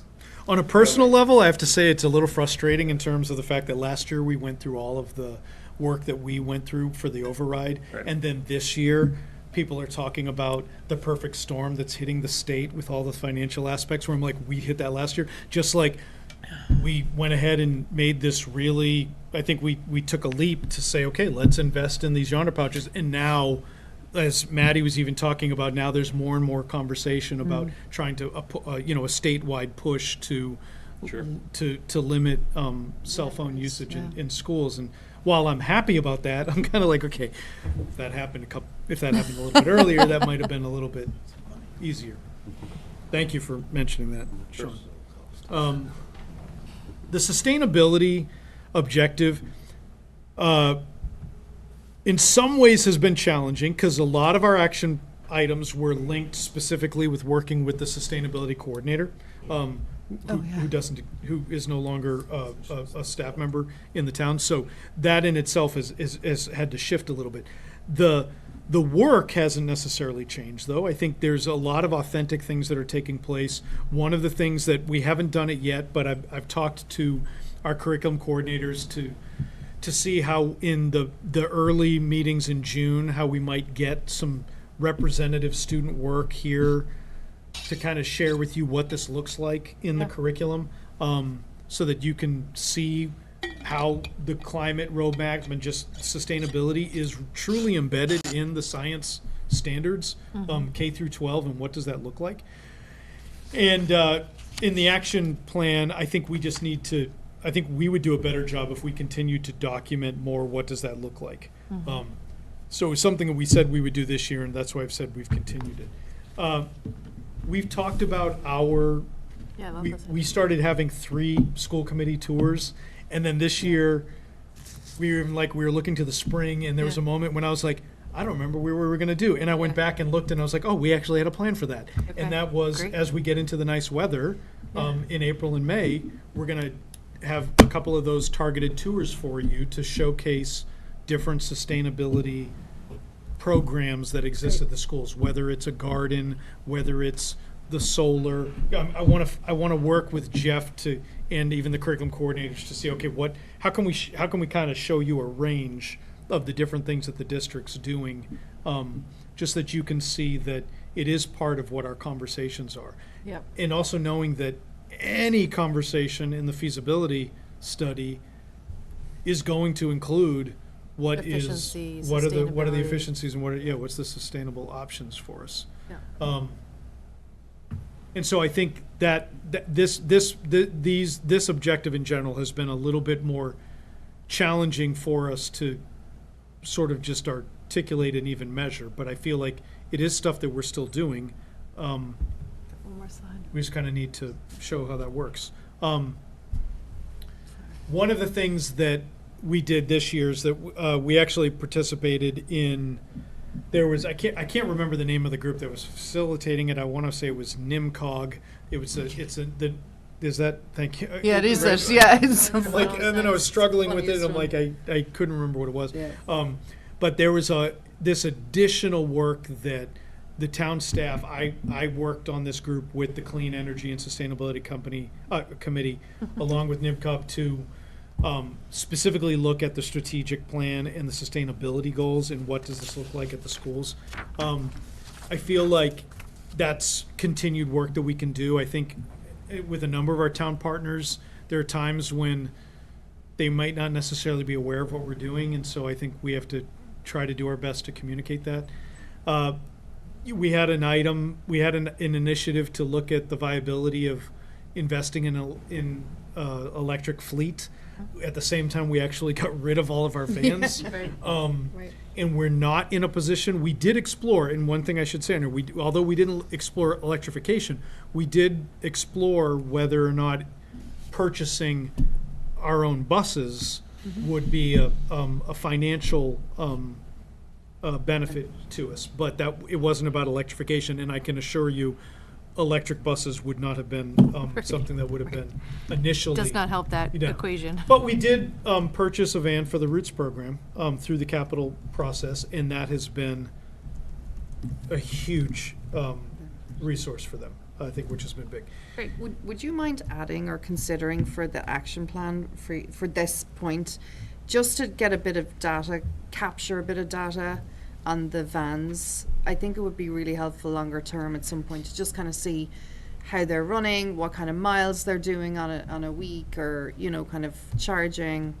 You mean the van? The van. You mean our 2 vans? We have 2 vans. The one we already have and the one we purchased. Yeah. Okay. I think just to capture some of that data, because I think it might be helpful to have, moving forward, that it's just kind of there.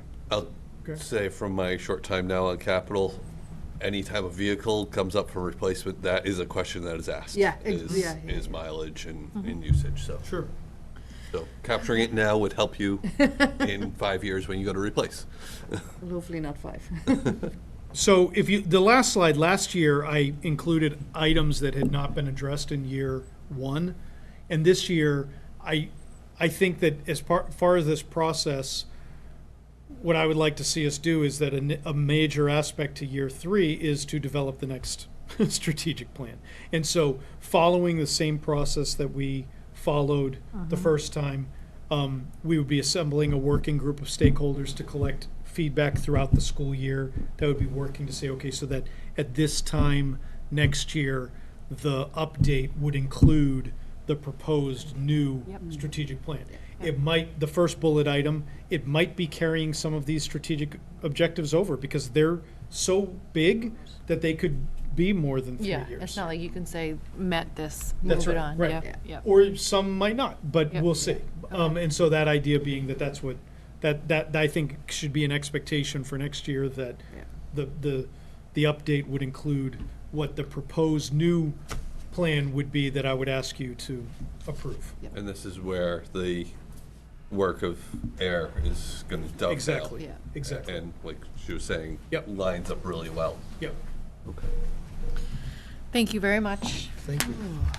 Any other more specific feedback, I would respectfully request that you direct it to Dr. Chu so we can keep going with our agenda. Sure. And the STIP conversation doesn't stop here, as we know we have school improvement plans that come next month.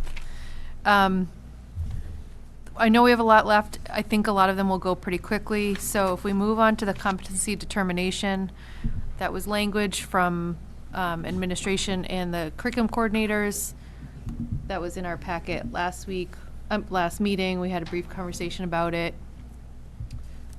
It does have a timely aspect of it to approve that and let the class of 2025 have that certainty. Were there any feedback or commentary to add? Just to be kind of transparent and clear, this is language that is modeled after the state right now, right? Yeah. And really I don't want to say the only other option. Another option would be for Westford to adopt MCAS still, correct? Some districts have done that. But that's not what you are proposing. I'm just, Yeah, I will actually say that's actually been discouraged Okay. by many. Yep. Yes, you're right, there are a couple of districts that have said they wanted to still include that, but because the law specifically, that's what, the law, the ballot question specifically took that off the table. I will say I've seen a lot of legal advice that has said, you don't want to do that. Yep. And I'm not saying that I would be proposing it, I'm just to Yeah. kind of get it. Yeah. I just wanted to get it out there in the public the alternative would have conversation. been, sure. The only, Yep. and I will say, I mentioned this in the last meeting, but I'll just mention this again. The only difference was that when we first looked at it, the conversation that we were having was really focused on, okay, what was assessed on that MCAS exam in 2023, which is what the ballot question and the new language refers to. So we were only talking about English 10. We were talking about both algebra and geometry, and we were still always talking about biology, chemistry, or physics. The difference is that the Board of Education is already considering language to implement next year, and they're already leaning towards saying English 9 and 10 in 2 years of that English. So that was the reason why proactively we said, well, we might as well include that at this moment in time too. Any other final thoughts or a motion? Motion to approve the proposed competency determination policy. Second. Does that motion feel like enough for you? I think so. I mean, maybe just specifically saying the language The language. is the competency determination language, because I think your intent is to include this in the graduation policy. Yeah. Okay. Yeah. Everybody clear on that motion? Yep. Okay, all in favor? Do a hand vote. Make it easy. Thank you. Great, thank you. We're going to move right on to the policy from the Finance Subcommittee, P3305, revolving and special fund accounts. I did send out, and there was so Finance Subcommittee met last week. There was no input from the public comment period, but we had some more brief, great discussions as a subcommittee. And I had actually sent it directly to our town finance committee partners to solicit feedback, and got one clarification question from them about the appendix that we're speaking about in the wording there about it's really just that extra spreadsheets that Jenny puts together of like 5 years of past data, and it gets put together after the Q2 closes at the end of December, so somewhere in mid-January. But as the NGFG will really become published with the superintendent's budget presentation, this appendix will kind of get later and added onto it. So instead of anyone wondering where the more data is, we wanted to come out of the gate and say very clearly, there will be an appendix expected and published as part of this, just as at a later date. There was also just a little bit of wordsmithing, and Jenny had a great catch about the single audit that is done on the food service. That threshold can change based on federal law, so we updated where that gets referenced as well.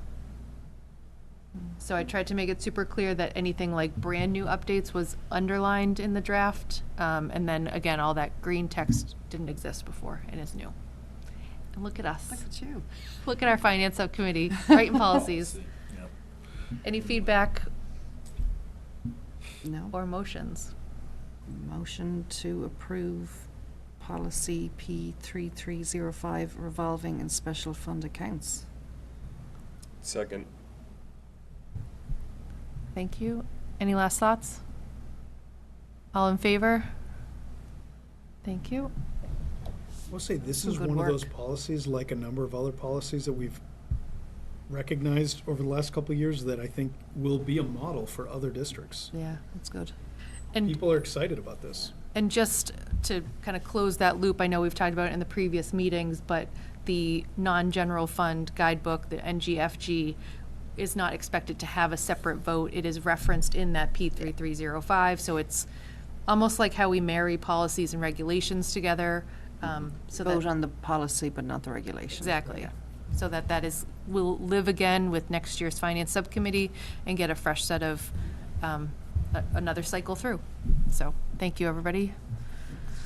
Our school choice openings for the fiscal year 2026, the 19 proposed openings. The memo was in our packet last week, I think is also in tonight's, and we had a discussion on that at our last meeting. Any other remarks or feedback No. or a motion? I move to accept the recommendation of administration. Second. Thank you. All in favor? Great. Thank you. And job descriptions. So as usual, anything like this will be on our agenda for 2 meetings. So tonight is not a vote, just a sort of an initial sharing of it, and then any feedback can be brought directly to Dr. Chu or myself, and then we'll be back on our agenda for the 14th. But did you want to?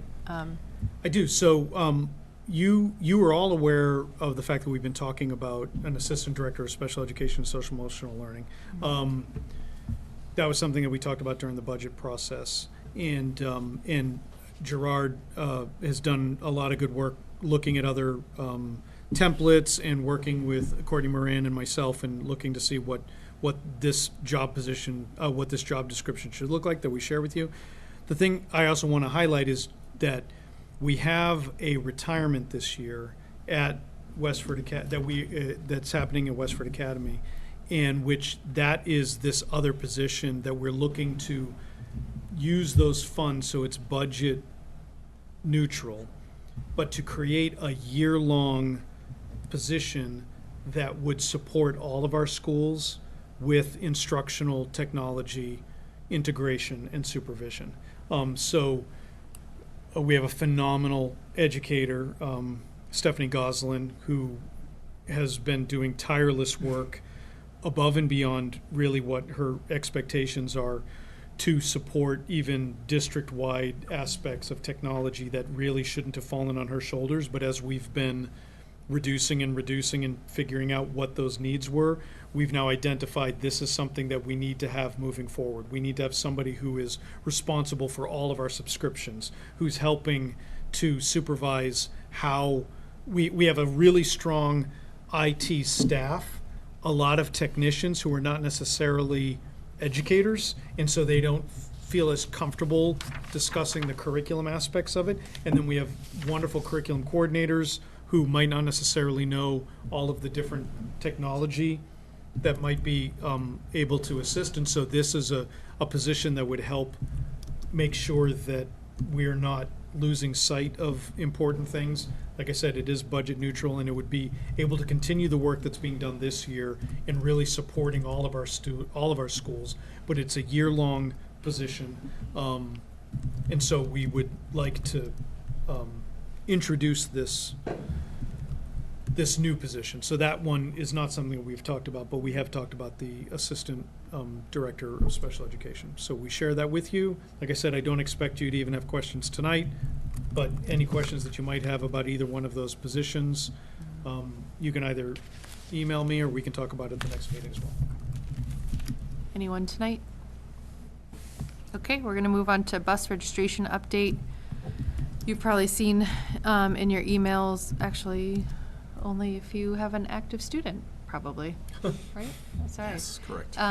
There's a district-wide email that went out announcing, and Dr. Chu mentioned it in his update, that bus registration window is open as of today, April 1st, which is earlier than usual. We did talk about that during our start time discussions, right? But as part of the budget process, we approved a fee schedule that had a late fee instituting on August 1st. Thank you. And it would be better if that was earlier, so the proposal is to move that to June 1st. Anything else you want to add there? No, I would just say that is, we voted on the fee structure during the budget process, and then we had conversations about the school start times. And so I think the conversation about moving the late fee earlier took place in a couple of meetings when we were talking about the buses and the challenges with trying to get all that information.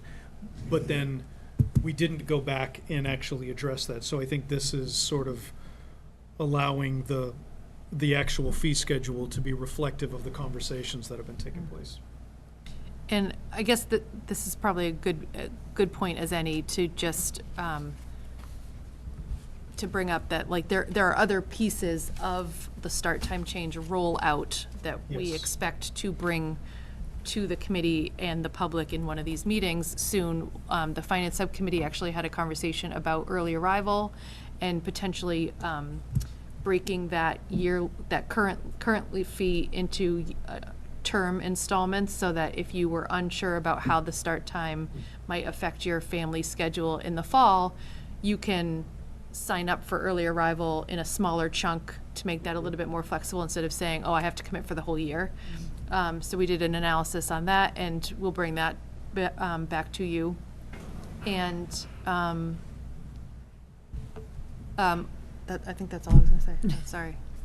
No, I think that's great. That sort of, again, is every year there's different things that are impacting the next school year, which I think the principals do a really good job communicating. So I think our goal is that at the school level, we'll share the information district-wide, but I think the goal is that the school level, as the principals are telling people, hey, getting ready for next year, this is what we're going to think about, we're going to make sure that we're highlighting all of this information so that there's no confusion about it. Yeah, because the late fee and the deadline has always been the end of the summer, so it's, I think communication is really important for this deadline.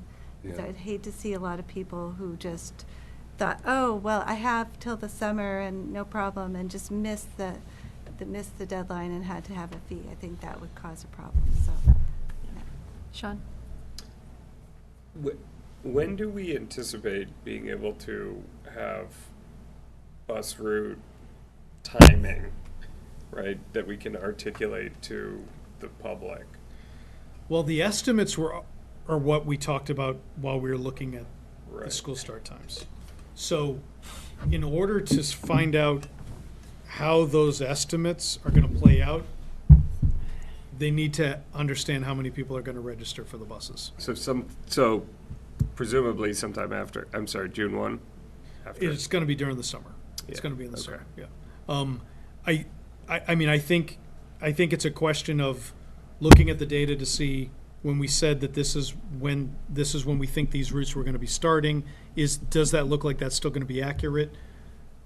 So I'm optimistic that that information will be something that we can solidify sooner than later, but I know that every year it takes them a long time to commit to the bus routes in the first place. So it's something that we're trying to put all of those deadlines earlier, Right. so that then they have as much information as possible, so that then they can share that out. And that's all that I wanted to articulate, which it seems like you're on, and I'm sure Jen Piper's on too, which is that families are planning their schedules for next year now, Yeah. right?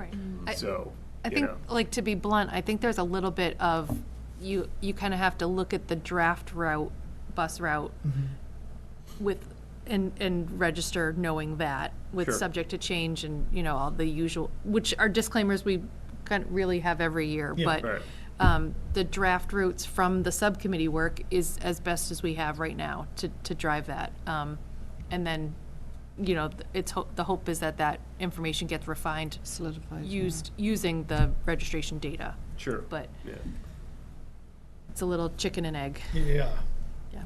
absolutely. Sorry, Tom, were you gonna say something? I'm struggling a little bit with moving the late fee 2 full months, and leading right into the end of the school year, and, I can imagine parents are at that point having to pay for summer camps, and it just, I could see that can be a challenge. I fully recognize that the getting people registered 2 months earlier is certainly beneficial. But, it just, I can see a challenge in timing with everything else going on at the end of the year. And to Lori's point, I forgot, I normally have until August. I can think about it after we've done our year-end stuff. Yeah, so, it's very hectic in June. Yeah.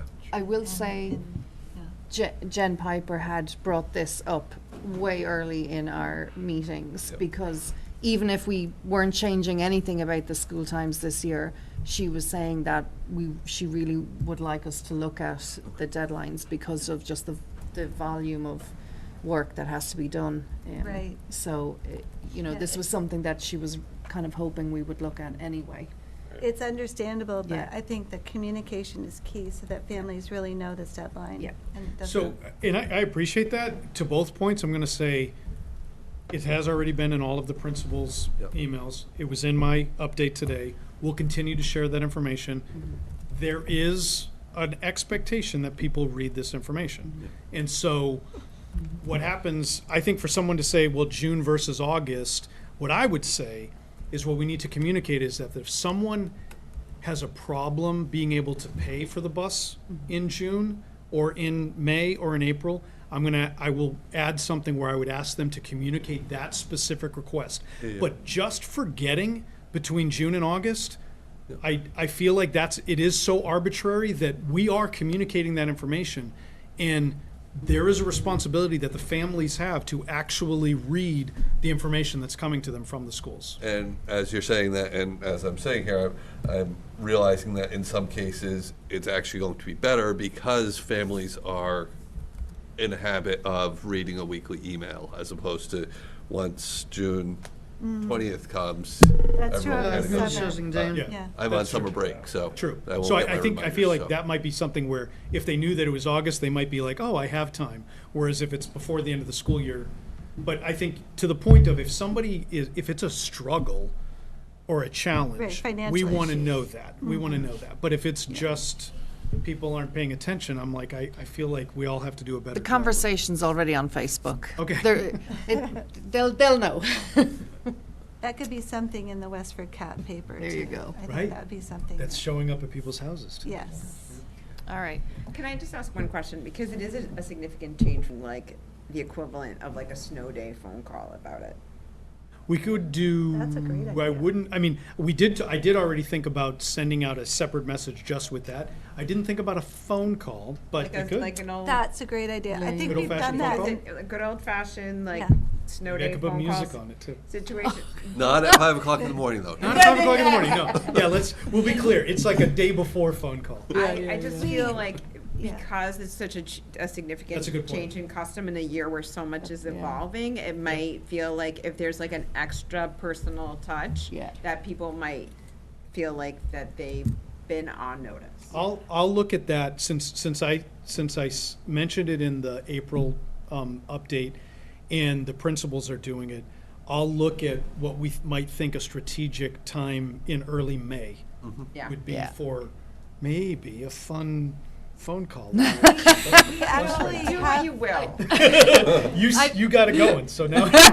You know, I will just say, I think that, like, what I'm feeling is like a coordinated rollout of all the things, because I do think there's a piece of it that someone's trying to look at next year and say, well, if the bus is uncertain, then, and I know I have to start my commute at this time, I'm dropping my kid off, and I want to know that the early arrival is the same start time, and I want to know if the payment is the same. And one thing we had talked about maybe was investigating something at the middle school, so for like an early drop breakfast. I think all of that together, once all of those buttons are kind of tied up, that makes sense to me to be like, okay, start planning your next year, here are all the information pieces to look at and make your decision, and here's a late fee, you know? But I guess I would Yeah. support the May timeline, because Yeah. as opposed Just to to right now, add we don't about- have Yeah, no. everything in a row yet. Yeah. yeah, well, I just mean, like, No, I love the idea, though. just to add about the phone call, that has happened in the past. Yeah. I have received phone calls about the bus fees yes. I from the have. school Oh. district. I have It's as well. precedent. Yeah, it has happened. I mean, And I think it's a great Teacher idea. newsletters, the school newsletters, like every vehicle. Yeah. It's precedent. Okay. I'm gonna look for a motion on updating the bus late fee. So moved. Second. Okay, great. All in favor? Thank you. And not too bad. We made up some lost time there. did it. A motion to adjourn, please. Motion to adjourn. Second. And Take it, Lori. Lori. All in favor? Thank you very much.